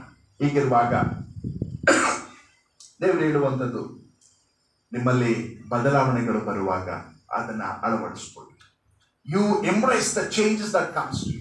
ನಿಮಗೆ ಬರುವಂತ ಬದಲಾವಣೆಗಳನ್ನ ನೀವು ಸ್ವೀಕಾರ ಮಾಡಿಕೊಳ್ಳ್ರಿ. ಆ ಬದಲಾವಣೆಯ ಜೀವಿತದಲ್ಲಿ ನೀವು ಮುಂದೆ ಹೋಗ್ಲಿಕ್ಕೆ ನಿಮ್ಮನ್ನ ನೀವು ಸಿದ್ಧಪಡಿಸ್ಕೊಳ್ರಿ ಎಂಬುದಾಗಿ ಇಲ್ಲಿ ನಾವು ಓದುವಂತವರಾಗ್ತೇವೆ. ಯಾಕಂದ್ರೆ ನಾವು ಮನುಷ್ಯ ದೃಷ್ಟಿಕೋನದಿಂದ ನೋಡ್ತೇವೆ, ಸನ್ನಿವೇಶಗಳು ಕಷ್ಟ. ಮನುಷ್ಯ ದೃಷ್ಟಿಕೋನದಿಂದ ನೋಡ್ತೇವೆ, ಇದು ಬಹಳ ಸವಾಲು, ಇದು ಬಹಳ ಹೋರಾಟ, ನನ್ನಿಂದ ಸಾಧ್ಯ ಇಲ್ಲ. ಆದ್ರೆ ದೇವರ ದೃಷ್ಟಿಕೋನದಿಂದ ನೋಡುವಾಗ ದೇವರಿಗೆ ಅದು ಯಾವುದೂ ಕೂಡ ಸಮಸ್ಯೆ ಇಲ್ಲ, ದೇವರಿಗೆ ಅದು ಯಾವುದೂ ಕೂಡ ಕಠಿಣ ಅಲ್ಲ. ಯಾಕಂದ್ರೆ ಕ್ಷಣ ಮಾತ್ರದಲ್ಲಿ ಸನ್ನಿವೇಶಗಳನ್ನ ಬದಲಾಯಿಸಲಿಕ್ಕೆ ಆತನೊಬ್ಬನೇ ಶಕ್ತನಾದಂತ ದೇವರಾಗಿದ್ದಾನೆ. ಹೀಗಾಗಿ ಆ ಶಕ್ತನಾದಂತ ದೇವರನ್ನ ನಾವು ಆಶ್ರಯಿಸಿಕೊಂಡು ಆತನ ಒಂದು ಮಾರ್ಗಗಳನ್ನ ನಾವು ಹಿಡಿಯುವಾಗ ಆತನ ಒಂದು ಕಾರ್ಯಗಳನ್ನ ನಾವು ಅನುಭವಿಸ್ಲಿಕ್ಕೆ ಸಾಧ್ಯ ಆಗ್ತದೆ. ಇದೇ 41 3ನೇ ಅಧ್ಯಾಯದ 16ನೇ ವಾಕ್ಯದಲ್ಲಿ ನಾವು ಹೀಗೆ ಹೋಗ್ತೇವೆ. ಯಾವನು ಸಮುದ್ರದಲ್ಲಿ ದಾರಿ ಮಾಡಿ ಜಲಪ್ರವಾಹಗಳ ಮಾರ್ಗವನ್ನು ಏರ್ಪಡಿಸಿದನೋ ಆತನೇ ಯೆಹೋವನು. ಸಮುದ್ರದಲ್ಲಿ ಮಾರ್ಗ ಮಾಡಿ ಜಲಪ್ರವಾಹಗಳಲ್ಲಿ ಮಾರ್ಗ ಮಾಡಿದಂಥವನು. ಅತಿ ಆಶ್ಚರ್ಯಕರವಾದಂತಹ ಸಂಗತಿ. ಅದೇ ಇಸ್ರಾಯೇಲ್ ಜನರು ಕೆಂಪು ಸಮುದ್ರದ ಮುಂದೆ ನಿಂತ್ಕೊಂಡಾಗ ಹಿಂದೆ ಫರೋಹನ ಸೈನ್ಯ ಅವರನ್ನ ಬೆನ್ನಟ್ಕೊಂಡು ಬರ್ತಾ ಇದೆ. ಅಲ್ಲೇ ಅವ್ರು ಗುಣಗುಟ್ಲಿಕ್ಕೆ ಪ್ರಾರಂಭ ಮಾಡೋದು, ಅಯ್ಯಯ್ಯೋ ನಾವು ಸತ್ತೋಗ್ಬಿಡ್ತೀವಿ. ಆಗ ಮೋಶೆ ದೇವರಲ್ಲಿ ಕೇಳಿಕೊಂಡಾಗ ದೇವರು ಆ ಸಮುದ್ರವನ್ನ ವಿಭಾಗ ಮಾಡ್ತಾರೆ. ಸಮುದ್ರದ ಮಧ್ಯದಲ್ಲಿ ಮಾರ್ಗವನ್ನ ಮಾಡ್ತಾರೆ. ಆ ಸಮುದ್ರ ಮಧ್ಯದಲ್ಲಿ ಇವರಿಗೆ ಮಾರ್ಗ ತೆರೆಯಲ್ಪಡುತ್ತೆ. ಸಮುದ್ರ ಮಧ್ಯದಲ್ಲಿ ಅವರು ನಡ್ಕೊಂಡು ಮತ್ತೊಂದು ತಡಕ್ಕೆ ಹೋಗುವಂತ ಹೋಗ್ತಾರೆ. ನೋಡಿ ಎಷ್ಟು ಕಠಿಣವಾದ ಪರಿಸ್ಥಿತಿ. ಆದ್ರೆ ಅದೇ ಮಾರ್ಗದಲ್ಲಿ ಐಗುಪ್ತರು ಹೋಗ್ಲಿಕ್ಕೆ ಆಗ್ಲಿಲ್ಲ. ದೇವಜನರು ಮಾತ್ರ ಅಲ್ಲಿಂದ ಹೋಗ್ಲಿಕ್ಕೆ ಸಾಧ್ಯ ಆಯ್ತು. ಅನ್ಯರು ನಿಮ್ಮ ಮಾರ್ಗಗಳನ್ನ ಹಿಡಿದ್ರು ಕೂಡ ಅದನ್ನ ಅವ್ರು ಹಿಂಬಾಲಿಸ್ಲಿಕ್ಕೆ ಆಗೋದಿಲ್ಲ. ಯಾಕಂದ್ರೆ ಆ ಮಾರ್ಗ ಸಿದ್ಧ ಆಗಿರುವಂತದ್ದು ದೇವಜನರಿಗೆ ಮಾತ್ರ. ದೇವಜನರು ದೇವರನ್ನ ಅಥವಾ ದೈವಿಕತೆಯಿಂದ ಎದುರು ನೋಡುವಾಗ ಆ ಮಾರ್ಗದಲ್ಲಿ ನಡೆಸಲಿಕ್ಕೆ ದೇವರು ಮಾತ್ರ ದೇವಜನರಿಗೆ ಪ್ರಕಟಗೊಳಿಸ್ತಾರೆ, ಹೊರತು ಬೇರೆಯವ್ರಿಗಲ್ಲ. ಒಂದು ವೇಳೆ ಆ ರೀತಿಯಾಗಿ ಯಾರಾದ್ರೂ ಹಿಂಬಾಲಿಸ್ಬೇಕನ್ನುವಂಥದ್ದೇ ಆದ್ರೆ ಐಗುಪ್ತರಿಗಾದ ಪರಿಸ್ಥಿತಿ ಅವರಿಗೂ ಆಗ್ಲಿಕ್ಕೆ ಸಾಧ್ಯ. ಹೀಗಾಗಿ ಆತನು ಹೇಳಿದ ಪ್ರಕಾರವಾಗಿ ಒಂದು ವೇಳೆ ನಮಗೆ ಹಣಕಾಸಿನಲ್ಲಿ ಒತ್ತಡ ಇರಬಹುದು, ಒಂದು ವೇಳೆ ನಮ್ಮ ಕುಟುಂಬದ ಸಂಬಂಧಗಳಲ್ಲಿ ಒತ್ತಡಗಳು ಹೇರಿರಬಹುದು, ಅಥವಾ ಒಂದು ವೇಳೆ ನಮ್ಮ ನೆರೆಹೊರೆಯವರ ಮಧ್ಯದಲ್ಲಿ ನಾವು ಕ್ರಿಸ್ತರನ್ನ ನಂಬಿಕೊಂಡಿರೋದ್ರಿಂದಲೇ ನಮಗೆ ಒತ್ತಡಗಳು ಹೇರಿರಬಹುದು, ಅಥವಾ ನಾವು ಕ್ರಿಸ್ತನನ್ನ ನಂಬಿರುವುದರಿಂದ ನಮ್ಮ ಉದ್ಯೋಗದ ಸ್ಥಳಗಳಲ್ಲಿ ನಮಗೆ ಒತ್ತಡಗಳು, ಅನೇಕ ರೀತಿಯಾದಂತಹ ಸವಾಲುಗಳು ನಮಗೆ ಇರಬಹುದು. ಇದ್ಯಾವುದೇ ಇದ್ರೂ ಕೂಡ ಅತ್ಯಧಿಕವಾದಂತಹ ಕಾರ್ಯಗಳನ್ನ ಮಾಡಲಿಕ್ಕೆ ಶಕ್ತನಾದಂತಹ ದೇವರು ನಮ್ಮ ಪರವಾಗಿರುವಾಗ ನಮ್ಮನ್ನ ಯಾರೂ ಕೂಡ ಎದುರಿಸಲಿಕ್ಕೆ ಆಗೋದಿಲ್ಲ. ಆಮೇಲೆ ಸೊ ಈ ರೀತಿಯಾಗಿ ನಾವು ಆತನು ಮಾಡುವಂತಹ ಒಂದು ನೂತನ ಕಾರ್ಯಕ್ಕೆ ನಮ್ಮನ್ನು ಸಿದ್ಧಪಡಿಸಿಕೊಳ್ಳುವಾಗ ದೇವರು ನಾವು ಬಯಸೋದಕ್ಕಿಂತಲೂ ಅಥವಾ ನಾವು ಎದುರು ನೋಡೋದಕ್ಕಿಂತಲೂ ಅತ್ಯಧಿಕವಾದಂತಹ ಕಾರ್ಯಗಳನ್ನ ಮಾಡಿ ಆತನು ಮಹಿಮೆಯನ್ನ ಹೊಂದಲಿಕ್ಕೆ ಶಕ್ತನಾಗಿಲ್ಲ. ಕೊನೆಯದಾಗಿ 3ನೇ ಒಂದು ಸಂಗತಿ ಏನಂತ ಹೇಳಿದ್ರೆ ನಿರೀಕ್ಷೆಯಿಂದ ಕಾದಿರುವಂಥದ್ದು. ಮೊದಲನೇದಾಗಿ ಹೊಸತನಕ್ಕೆ ನಾವು ನಮ್ಮನ್ನ ಸಿದ್ಧಪಡಿಸಿಕೊಳ್ಳುವಂಥದ್ದು ಅಥವಾ ಹೊಸತನಕ್ಕೆ ಎದುರು ನೋಡುವಂಥದ್ದು. 2ನೇದಾಗಿ ಬದಲಾವಣೆಗಳನ್ನ ಅಳವಡಿಸಿಕೊಳ್ಳಿಕ್ಕೆ ನಮ್ಮನ್ನು ಸಿದ್ಧಪಡಿಸಿಕೊಳ್ಳುವಂಥದ್ದು. 3ನೇದಾಗಿ ನಿರೀಕ್ಷೆಯಿಂದ ಕಾದಿರುವಂಥದ್ದು. ನಾವು ಕೀರ್ತನೆಗಳು 137ನೇ ಕೀರ್ತನಕ್ಕೆ ಹೋಗುವಾಗ ಅಲ್ಲಿ ಈ ಯಹೂದ್ಯರು ಬಾಬಿಲೋನ್ನಲ್ಲಿದ್ದಂತಹ ಸಂದರ್ಭದಲ್ಲಿ ಅವರು ಎಷ್ಟು ಕಣ್ಣೀರಿಟ್ರು, ಎಷ್ಟು ಗೋಳಾಡಿದ್ರು ಅಲ್ಲಿ ಎಂಬುದಾಗಿ ನಾವು ಹೋಗ್ತೇವೆ. ಅಲ್ಲಿ ಹೇಗೆ ಅವರು ಅವಮಾನಕ್ಕೆ ಗುರಿಯಾದ್ರು, ಹೇಗೆ ತಿರಸ್ಕರಿಸಲ್ಪಟ್ರು, ಹೇಗೆ ಅವರು ಕಷ್ಟದ ದಿನಗಳನ್ನ ಅಥವಾ ಕಷ್ಟದ ಸನ್ನಿವೇಶಗಳನ್ನ ದಾಟಿ ಹೋಗ್ಬೇಕಾಗಿತ್ತು ಎಂಬುದಾಗಿ ಅವರು ಅಲ್ಲಿ ಇದ್ದಂತ ಪರಿಸ್ಥಿತಿಯನ್ನ ನಾವು 137ನೇ ಕೀರ್ತನೆಯಲ್ಲಿ ನಾವು ನೋಡ್ತೇವೆ. ಅಂದ್ರೆ ಯಹೂದ್ಯರು ಎಷ್ಟರ ಮಟ್ಟಿಗೆ ಆ ಒಂದು ಗುಲಾಮತನದಲ್ಲಿ ನೋವನ್ನ, ಸಂಕಟವನ್ನ ಅವರು ದಾಟಿ ಹೋಗ್ಬೇಕಾಗಿತ್ತು ಅನ್ನುವಂಥದ್ದನ್ನ ನಾವಿಲ್ಲಿ ಕಾಣ್ತೇವೆ. ಅಂದಮೇಲೆ ದೇವರು ಅವರನ್ನ ಸಂಪೂರ್ಣವಾಗಿ ಕೈ ಬಿಟ್ಬಿಟ್ಟ ಅಂತ, ಅಥವಾ ದೇವರು ಅವರನ್ನ ನೀವು ಗುಲಾಮತನದಲ್ಲಿ ಇರ್ರಿ ಎಂಬುದಾಗಿ ನೆನೆಸ್ಬಿಟ್ರ, ಹೇಗೆ ಅಲ್ಲಿ ಇದ್ದಂತಹ ಬಾಬಿಲೋನಿನವರು ಅವರನ್ನ ಹತ್ತಿಕ್ಕಿ ಅಥವಾ ಹೇಗೆ ಅವರನ್ನ ಅಲ್ಲಿ ಪೀಡಿಸ್ತಾ ಇದ್ರು ಎಂಬುದಾಗಿ ನಾವು ಅಲ್ಲಿ ನೋಡ್ತೇವೆ. ಮತ್ತು ಹಾಗೆ ಅವರು ನಂಬ್ಕೊಂಡ್ಬಿಟ್ರ. ಆದ್ರೆ ಇಂಥ ಪರಿಸ್ಥಿತಿಯಲ್ಲಿ ಅವರು ಆಲೋಚನೆ ಮಾಡ್ತಾರೆ, ನಾವು ಆ ಚಿಯೋನ್ ಪಟ್ಟಣವನ್ನ ಬಿಟ್ಬಿಟ್ವಲ್ಲ, ಅಥವಾ ಚಿಯೋನ್ ಪಟ್ಟಣವನ್ನ ನಾವು ತೊರೆದು ಬಿಟ್ವಲ್ಲ, ಅಥವಾ ಯೆರೂಸಲೇಮಿನಲ್ಲಿ ಇದ್ದಂತಹ ಆಲಯ ಅಥವಾ ದೇವರ ಪ್ರಸನ್ನತೆಯನ್ನ ನಾವು ಕಳ್ಕೊಂಡ್ಬಿಟ್ವಲ್ಲ. ಯಾಕಂದ್ರೆ ಯೆರೂಸಲೇಮಿನ ಆಲಯ ಅವರ ಹೆಮ್ಮೆಯಾಗಿತ್ತು, ಅಥವಾ ಯೆರೂಸಲೇಮಿನ ಆಲಯದಲ್ಲಿದ್ದಂತಹ ದೇವರ ಪ್ರಸನ್ನತೆ ಅವರ ಬಲವಾಗಿತ್ತು. ಅಂತ ಒಂದು ಆಲಯವೇ ಕೆಡವಲ್ಪಟ್ಟಿದೆ, ಅಂತ ಆಲಯವೇ ಹಾಳಾಗಿ ಹೋಗಿದೆ. ಹೀಗಾಗಿ ಇವತ್ತು ನಾವು ಪರದೇಶದಲ್ಲಿ ಬಂದು ಅವಮಾನಕ್ಕೆ, ತಿರಸ್ಕಾರಕ್ಕೆ, ನಿಂದನೆಗೆ ಅಥವಾ ಗುಲಾಮಗಿರಿಗೆ, ಸೆರೆಗೆ ಅಥವಾ ಬಂಧನದಲ್ಲಿ ನಾವು ಸಿಕ್ಕಿ ಹಾಕಿಕೊಂಡವಲ್ಲ ಎಂಬುದಾಗಿ ಅವರು ನೋವಿನಲ್ಲಿ, ದುಃಖದಲ್ಲಿ ಕಳೆಯಬೇಕಾದಂತಹ ಪರಿಸ್ಥಿತಿಗಳಿತ್ತು. ಆಲೋಚನೆ ಮಾಡ್ರಿ, ಸುಮಾರು ಈ ರೀತಿಯಾಗಿ ಬಾಬಿಲೋನ್ನಲ್ಲಿ ಸುಮಾರು 70 ವರ್ಷಗಳ ಕಾಲ ಅವರು ಸೆರೆಯಲ್ಲಿ ಇರಬೇಕಾಗ್ತದೆ. 70 ವರ್ಷಗಳ ಕಾಲ ಅವರು ಸರಿಯಲ್ಲಿ ಇರಬೇಕಾಗ್ತದೆ. ಆದ್ರೆ ದೇವರು ಹೇಳ್ತಾ ಇದ್ದಾರೆ, ನಿಮ್ಮ ಸನ್ನಿವೇಶಗಳನ್ನ ಬದಲಾಯಿಸಲಿಕ್ಕೆ ನಾನು ಶಕ್ತನೆ. ಯಾಕಂದ್ರೆ ನಾನೊಬ್ಬನೇ ನಿಮ್ಮನ್ನ ರಕ್ಷಿಸ್ಲಿಕ್ಕೆ ಸಾಧ್ಯ, ಇನ್ಯಾರು ಕೂಡ ನಿಮ್ಮನ್ನು ರಕ್ಷಿಸ್ಲಿಕ್ಕೆ ಸಾಧ್ಯ ಇಲ್ಲ. ಈಗ ನಾನು ನಿಮ್ಮನ್ನ ರಕ್ಷಿಸ್ತೇನೆ, ನಿಮಗೆ ನಾನು ಬಿಡುಗಡೆ ಕೊಡ್ತೇನೆ ಎಂಬುದಾಗಿ ದೇವರನ್ನು ವಾಗ್ದಾನ ಮಾಡುವಾಗ ನಾವು ಅದನ್ನು ನಂಬದೆ ನಿನ್ ಕೈಲಾಗಲ್ಲ ದೇವ್ರೆ, ನಾನು ಹಿಂಗೆ ಇರ್ತೀನಿ, ಗುಲಾಮ್ನಾಗೆ ಇರ್ತೀನಿ ಅಂತ ಇದ್ರೆ ಅವರಿಗೆ ಬಿಡುಗಡೆ ಸಿಗುತ್ತಾ? ಅಥವಾ ಅವರಲ್ಲಿ ಬದಲಾವಣೆಗಳು ಬರ್ಲಿಕ್ಕೆ ಸಾಧ್ಯತೆ ಉಂಟಾ? ಅಥವಾ ಅವರಲ್ಲಿ ಯಾವುದಾದ್ರೂ ಹೊಸತನಗಳು ಉಂಟಾಗ್ಲಿಕ್ಕೆ ಸಾಧ್ಯತೆಗಳುಂಟಾ? ಆದ್ರೆ ಇಲ್ಲಿ ಅವರು ದೇವರನ್ನ ಆಶ್ರಯಿಸಿಕೊಳ್ತಾರೆ, ದೇವರಲ್ಲಿ ಅವರು ಪಶ್ಚಾತ್ತಾಪ ಪಡ್ತಾರೆ.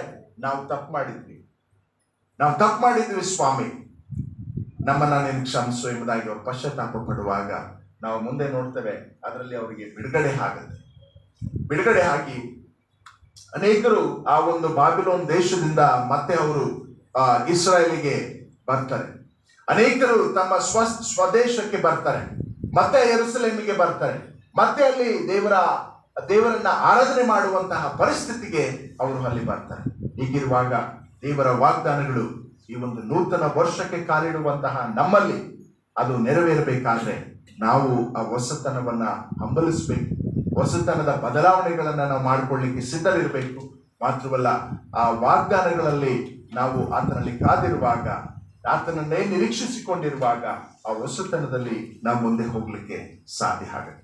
ದಯಮಾಡಿ 2 ವಾಕ್ಯಗಳನ್ನ ನನಗೋಸ್ಕರ ನೀವು ಹೋದ್ರಿ. ಯೆಶಾಯನ ಪ್ರವಾದನೆ ಗ್ರಂಥ 41ನೇ ಅಧ್ಯಾಯ 10ನೇ ವಾಕ್ಯ, ಇನ್ನೊಬ್ರು ಅದೇ 40ನೇ ಅಧ್ಯಾಯ 31ನೇ ವಾಕ್ಯ.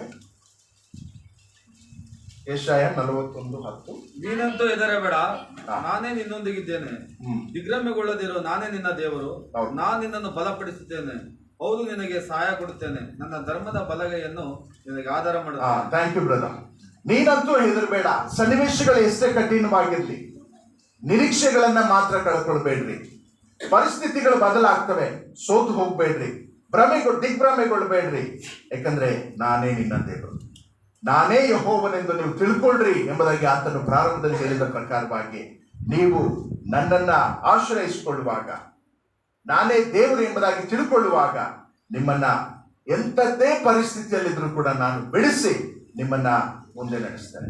ನನ್ನ ಧರ್ಮದ ಬಲಗೈಯನ್ನೇ ನಿಮಗೆ ಆಧಾರವಾಗಿ ಕೊಡ್ತೀನಿ. ಹಲ್ಲೆಲೂಯಾ. ಆತನು ತನ್ನ ಕೈಯನ್ನೇ ನಮಗೆ ಆಧಾರವಾಗಿ ಕೊಡುವಾಗ ನಮ್ಗೆ ಅದಕ್ಕಿಂತ ಇನ್ನೇನ್ ಬೇಕು ಹೇಳಿ ಅಲ್ವಾ? ಆತನ ಕೈ ನಮ್ಗೆ ಅನ್ನಿಸ್ತದೆ ಅನೇಕ ಸಮಯ, ಏನೋ ಗೊತ್ತಿಲ್ಲ ಸಿಸ್ಟರ್, ಒಂದು ಕೈ ನನ್ನನ್ನ ಹಿಡಿದು ನಡೆದಂಗೆ ಅನ್ನಿಸ್ತು ನನಗೆ. ಏನೋ ಗೊತ್ತಿಲ್ಲ ಬ್ರದರ್, ಯಾವುದೋ ಒಂದು ಕೈ ನನಗೆ ಬೆನ್ನು ತಟ್ಟದಂಗೆ ಅನುಭವ ಆಯ್ತು.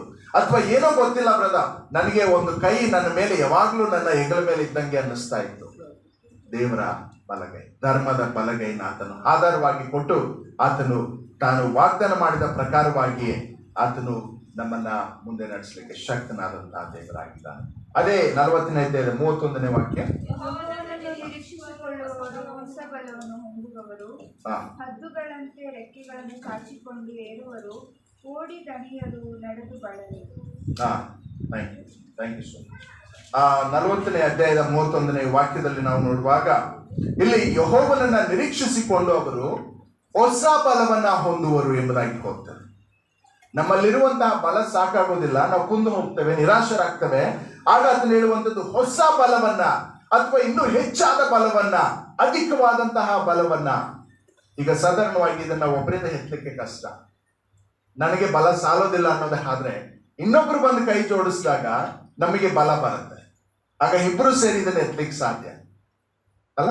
ಸೊ ಹಾಗೆ ಅನೇಕ ಸಮಯ ನಮ್ಗನ್ಸುತ್ತೆ, ನನ್ನ ಜೊತೆಗಿದ್ರೆ ಒಂದು 10 ಆನೆ ಬಲೆ ಬಂದಂಗಾಯ್ತು ಬರಲ್ಲ, ನೀವು ನನ್ನ ಜೊತೆಗಿರಿ ಸಾಕು, ನಾವ್ ಹೇಳ್ತೀವಲ್ಲ. ಅಥವಾ ಸಿಸ್ಟರ್ ನೀವು ಪ್ರೇಯರ್ ಮಾಡಿದ್ರೆ ಸಾಕು, ಅಥವಾ ನೀವು ನನ್ನನ್ನು ವಿಸಿಟ್ ಮಾಡಿದ್ರೆ ಸಾಕು, ಅಥವಾ ನನ್ನ ಜೊತೆಗೆ ನೀವು ಇದೀರಿ ಅಂತ ಗೊತ್ತಾದ್ರೆ ಸಾಕು, ನನಗೆ ಎಷ್ಟೋ ಬಲ ಬಂದಂಗ ಆಗುತ್ತೆ. ಮನುಷ್ಯರೇ ನಮ್ಮ ಜೊತೆಗೆ ಬಂದಾಗ ಅಷ್ಟು ಬಲ ಬಂದಂಗ ಆಗುವಾಗ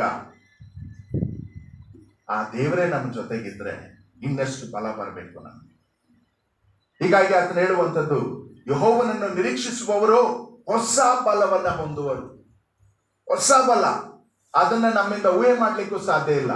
ನಾನು ಹೇಗೆ ಅದನ್ನ ದಾಟ್ಲಿಕ್ಕೆ ಆಯ್ತು ಎಂಬುದಾಗಿ ಹೇಳಲಿಕ್ಕಾಗಲ್ಲ. ಅದು ಹೇಗಿರ್ತದೆ ಅಂತ ಹೇಳಿದ್ರೆ, ಹದ್ದುಗಳಂತೆ ರೆಕ್ಕೆಗಳನ್ನ ಚಾಚಿಕೊಂಡು ಏರುವರು, ಓಡಿ ದಣಿಯರು, ನಡೆದು ಬಳಲರು. ಅಂದ್ರೆ ನಮ್ಗೆ ಆಯಾಸನೇ ಆಗೋದಿಲ್ಲ. ಎಷ್ಟು ಎತ್ತರಕ್ಕಾದ್ರೂ ನಾವು ಹಾರಬಹುದು, ಎಷ್ಟು ಎತ್ತರಕ್ಕಾದ್ರೂ ಹೋಗ್ಬೋದು, ಎಷ್ಟು ಗಾತ್ರ ಇದ್ರೂ ಕೂಡ ನಾವು ಅದನ್ನ ತೆಗೆದಾಕ್ಬೋದು, ಆದ್ರೆ ನಮಗೆ ದಣಿವಾಗೋದಿಲ್ಲ, ಆಯಾಸ ಆಗೋದಿಲ್ಲ, ನಮಗೆ ಬಣ್ಣವು ಬಳಲುವುದಿಲ್ಲ. ಆ ಎಲ್ಲಕ್ಕಿಂತಲೂ ದೇವರ ವಾಗ್ದಾನಗಳು ನಮ್ಮನ್ನ ನೆರವೇರಿಸಲಿಕ್ಕೆ ಶಕ್ತನಾದಂತ ದೇವರಾಗಿದ್ದಾನೆ. ಹಾಗಾದ್ರೆ ಈ ವಾಗ್ದಾನಗಳನ್ನ ಮಾಡಿದಂತಹ ದೇವರು ನಮ್ಮನ್ನ ವಂಚಿಸುವಂತಹ ದೇವರಲ್ಲ, ಅಥವಾ ನಮ್ಮನ್ನ ಮೋಸಪಡಿಸುವಂತಹ ದೇವರಲ್ಲ. ಆತನು ವಾಗ್ದಾನಗಳನ್ನ ನೆರವೇರಿಸುವಂತಹ ದೇವರಾಗಿರುವುದರಿಂದ ಆತನ ವಾಗ್ದಾನಗಳನ್ನ ನಾವು ಆಧಾರವಾಗಿ ಇಟ್ಕೊಂಡು ನಮ್ಮ ಮುಂದೆ ಹೋಗುವಾಗ ಹೆಚ್ಚಾದಂತಹ ಕಾರ್ಯಗಳನ್ನ ನಾವು ಕಾಣಲಿಕ್ಕೆ ಸಾಧ್ಯ.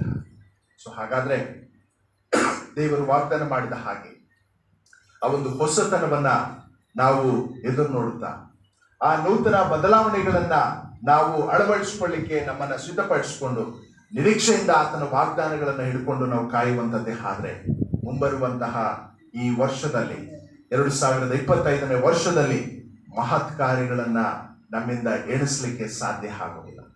ಆತನು ಮಾಡುವಂತಹ ಅದ್ಭುತ ಕಾರ್ಯಗಳನ್ನ ಮನುಷ್ಯ ಜ್ಞಾನದಿಂದ ಗ್ರಹಿಸಲಿಕ್ಕೆ ಸಾಧ್ಯ ಆಗೋದಿಲ್ಲ, ಅಥವಾ ಆತನು ಮಾಡುವಂತಹ ಶ್ರೇಷ್ಠವಾದಂತಹ ಕಾರ್ಯಗಳನ್ನ ನಾವು ಬರೆದಿಟ್ಕೊಳ್ಳಿಕ್ಕೆ ನಮ್ಮಿಂದ ಸಾಧ್ಯ ಇರೋದಿಲ್ಲ. ಯಾಕಂದ್ರೆ ಆತನು ಅಷ್ಟು ವಿಶಿಷ್ಟವಾದಂತಹ ಕಾರ್ಯಗಳನ್ನ ಮಾಡ್ಲಿಕ್ಕೆ ಆತನು ಶಕ್ತನಾಗಿದ್ದಾನೆ. ಹೀಗಾಗಿ ಆತನು ಹೇಳುವಂಥದ್ದು ನಾನೇ ಮಾರ್ಗ. ಯೇಸು ಸ್ವಾಮಿ ಹೇಳ್ತಾನೆ, ನಾನೇ ಮಾರ್ಗ, ನನ್ನ ಹೊರತು ನೀವು ಯಾರು ಕೂಡ ತಂದೆಯ ಬಳಿಗೆ ಬರಲ್ಲ. ಹೀಗಾಗಿ ನಮ್ಮ ಮಾರ್ಗಗಳು ಬೇಕಾದ್ರೆ, ಅಥವಾ ಒಂದು ವೇಳೆ ನಮಗೆ ಮಾರ್ಗಗಳು ಮುಚ್ಚಿದ್ರೆ, ಬಾಗಿಲುಗಳು ತೆರೆಯದಂತ ಪರಿಸ್ಥಿತಿ ನಮಗಿರುವಂತದ್ದೇ ಆದ್ರೆ ಯೇಸು ಸ್ವಾಮಿ ಹೇಳ್ತಾರೆ, ನಾನೇ ಮಾರ್ಗ. ನೀವು ನನ್ನ ಮುಖಾಂತರವಾಗಿ ಪ್ರವೇಶಿಸುವಾಗ ನಿಮ್ಮ ಮಾರ್ಗಗಳು ತೆರೆಯಲ್ಪಡ್ತಾರೆ. ಅದು ಎಂಥದ್ದೇ ಕಠಿಣವಾಗಿರ್ಲಿ, ಒಂದು ವೇಳೆ ನಾವು 19ನೇ ವಾಕ್ಯದಲ್ಲಿ ಓದಿದ ಪ್ರಕಾರವಾಗಿ ಒಂದು ದಟ್ಟ ಅರಣ್ಯವೇ ಆಗಿರ್ಲಿ, ನಾನು ಅಲ್ಲಿ ನಿಮಗೆ ಆ ಮಾರ್ಗಗಳನ್ನು, ಒಂದು ಕಠಿಣವಾದ ಪರಿಸ್ಥಿತಿಗಳೇ ಆಗ್ಲಿ, ನಾನು ಅಲ್ಲಿ ನಿಮಗೆ ಮಾರ್ಗಗಳನ್ನ ಮಾಡ್ತೇನೆ. ಒಂದು ವೇಳೆ ಕಠಿಣವಾದಂತ ಸನ್ನಿವೇಶಗಳೇ ಆಗ್ಲಿ, ಅದರಿಂದ ಹೊರಬರುವಂತ ಮಾರ್ಗಗಳನ್ನು ನಾನು ನಿಮಗೆ ತೆರೆಯುತ್ತೇನೆ ಎಂಬುದಾಗಿ ಹೇಳ್ತಾರೆ. ಮಾತ್ರವಲ್ಲ, ನಾನೇ ಜೀವ ಕೊಡುವ ಬುಗ್ಗೆ, ನನ್ನಲ್ಲಿ ಕುಡಿಯುವವನು ಎಂದಿಗೂ ಕೂಡ ಬಾಯಾರಿಕೆ ಆಗೋದಿಲ್ಲ. ಹೀಗಾಗಿ ಆತನು ಜೀವ ಕೊಡುವಂತ ಬುಗ್ಗೆ ಆಗಿರುವುದರಿಂದ, ಆತನೇ ಜೀವ ಕೊಡುವ ನೀರಾಗಿರುವುದರಿಂದ ನಾವು ಆ ನೀರನ್ನು ಕುಡಿಯುವಾಗ ನಮಗೆ ಯಾವತ್ತೂ ಕೂಡ ದಾಹ ಆಗೋದಿಲ್ಲ. ನಾವ್ ಯಾವಾಗ ನೀರು ಕುಡಿತೀವಿ? ದಾಹ. ನೀರು ಕುಡಿದ ಮೇಲೆ ನಮ್ಗೆ ಏನ್ ಅನ್ಸುತ್ತೆ? ತೃಪ್ತಿ ಆಗುತ್ತೆ.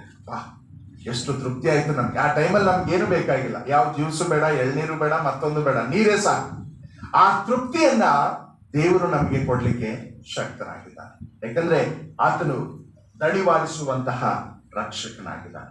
ಹೀಗಾಗಿ ನಾವು ಓದಿದ ಪ್ರಕಾರವಾಗಿ ನಾನೇ ನಿನ್ನ ದೇವರು ಎಂಬುದಾಗಿ ನೀವು ತಿಳ್ಕೊಂಡ್ರಿ. ನಾನಲ್ಲದೆ ನಿಮಗೆ ಬೇರೆ ದೇವರಿಲ್ಲ, ನಿಮ್ಮ ರಕ್ಷಕನು ನಾನೇ. ಆತನೇ ನಮ್ಮ ರಕ್ಷಕನು, ಆತನಲ್ಲದೆ ನಮಗೆ ಬೇರೆ ಯಾರು ಕೂಡ ರಕ್ಷಿಸ್ಲಿಕ್ಕೆ ಆಗೋದಿಲ್ಲ. ಹೀಗಾಗಿ ಆತನ ದೃಷ್ಟಿಯಲ್ಲಿ ನಾವು ಅಮೂಲ್ಯರು, ಮಾನ್ಯರು, ಪ್ರಿಯರಾಗಿರುವುದರಿಂದ ಆತನು ನಮ್ಮನ್ನ ಉದ್ಧರಿಸ್ತಾನೆ. ವಾಗ್ದಾನ ಮಾಡಿದ ಹಾಗೆ ವಾಗ್ದಾನಗಳನ್ನು ನೆರವೇರಿಸಿ ನಮ್ಮನ್ನು ನೂತನ ವರ್ಷದಲ್ಲಿ ವಿಶಿಷ್ಟ ವ್ಯಕ್ತಿಗಳಾಗಿ, ವಿಶಿಷ್ಟ ವಿಶ್ವಾಸಿಗಳಾಗಿ, ವಿಶಿಷ್ಟವಾದಂತ ಸಭೆಯಾಗಿ ನಮ್ಮನ್ನ ರೂಪಿಸಿ ಆತನು ಅಭಿವೃದ್ಧಿಪಡಿಸಿ ನಮ್ಮನ್ನ ಆತನು ನಡೆಸುವಂತವನಾಗಿದ್ದಾನೆ. ಹೀಗಾಗಿ ನಮ್ಮ ಪ್ರತಿಯಾಗಿ ಮನುಷ್ಯರ, ನಮ್ಮ ಪ್ರತಿಯಾಗಿ, ನಮ್ಮ ಪ್ರಾಣಕ್ಕೆ ಪ್ರತಿಯಾಗಿ ಜನಾಂಗಗಳ ಆತನು ಕೊಟ್ಟು ನಮ್ಮನ್ನ ಆತನು ಉದ್ಧರಿಸುವಂತಹ ದೇವರಾಗಿದ್ದಾನೆ. ಹೀಗಾಗಿ ಆತನು ನಮಗಿಟ್ಟಂತಹ ಈ ದೈವ ಆಶೀರ್ವಾದಗಳನ್ನು ನಾವು ನೆನಪಿನಲ್ಲಿಟ್ಟುಕೊಂಡು ಈ ನೂತನ ವರ್ಷದಲ್ಲಿ ಪ್ರವೇಶಿಸಿರುವಂತ ನಾವು ಮತ್ತು ನಮ್ಮ ಕುಟುಂಬ ವರ್ಗದವರು ನಮಗೆ ಪಾಪದಿಂದ ಬಿಡುಗಡೆ ಕೊಟ್ಟಂತಹ ರಕ್ಷಕನಾದಂಥ ಯೇಸು ಕ್ರಿಸ್ತನನ್ನ, ಅಥವಾ ನಮ್ಮ ಶಾಪದಿಂದ ಬಿಡುಗಡೆ ಕೊಟ್ಟಂತ ನಮ್ಮ ರಕ್ಷಕನಾದಂಥ ಯೇಸು ಕ್ರಿಸ್ತನನ್ನ ಆಧಾರವಾಗಿ ಇಟ್ಟುಕೊಂಡು ಆತನು ನಮಗೋಸ್ಕರ ತನ್ನ ಪ್ರಾಣವನ್ನ ಶಿಲುಬೆ ಮೇಲೆ ಕೊಡುವಂಥದ್ದು ಮಾತ್ರವಲ್ಲ, ಮರಣವನ್ನ ಅನುಭವಿಸಿ ಊಳಲ್ಪಟ್ಟು ಮೃತ್ಯುಂಜಯನಾಗಿ ಎದ್ದು ಬಂದು ಈ ಒಂದು ನೂತನ ವರ್ಷಕ್ಕೆ ಆತನು ನಿರೀಕ್ಷೆಯಾಗಿ ನಮ್ಮ ಮಧ್ಯದಲ್ಲಿದ್ದಾನೆ. ಆತನನ್ನು ನಂಬುವಂತ ಯಾರೇ ಆದ್ರೂ ಕೂಡ ಮತ್ತೆ ಪಾಪಕ್ಕೂ ಅಥವಾ ಶಾಪಕ್ಕೂ ಗುಲಾಮರಾಗದೆ ನೂತನ ಜೀವಿತದಲ್ಲಿ ನೂತನ ಸೃಷ್ಟಿಗಳಾಗಿ ಹೊಸತನದಲ್ಲಿ ಮುಂದೆ ಹೋಗ್ಲಿಕ್ಕಾಗುವ ಹಾಗೆ ಕರ್ತನು ತಾನೇ ನಮ್ಮನ್ನ ಮತ್ತು ಈ ವಾಕ್ಯಗಳನ್ನ ಆಶೀರ್ವಾದ ಮಾಡಲಿ. ಕರ್ತನಾಮಕ್ಕೆ ಮಹಿಮೆ ಉಂಟಾಗಲಿ. ಮತ್ತೊಮ್ಮೆ ನಿಮ್ಮೆಲ್ಲರಿಗೂ ಹೊಸ ವರ್ಷದ ಶುಭಾಶಯಗಳನ್ನ ಕೋರುತ್ತಾ ನಮ್ಮನ್ನ ಮತ್ತು ನಮ್ಮ ಸೇವೆಯನ್ನ ನೀವು ಸತತವಾಗಿ ಪ್ರಾರ್ಥನೆಯಲ್ಲಿ ನೆನಪು ಮಾಡಿಕೊಳ್ರಿ ಮತ್ತು ಪ್ರೋತ್ಸಾಹಿಸಿ ಎಂಬುದಾಗಿ ಕೇಳುತ್ತಾ ನಮ್ಮ ಮತ್ತು ಸೇವೆಯ ಕುಟುಂಬದ ವರ್ಗದಿಂದ ಕೃತಜ್ಞತೆಗಳನ್ನ ಸಲ್ಲಿಸ್ತೇನೆ. ದೇವರು ನಮಗೆ ಸ್ತೋತ್ರ.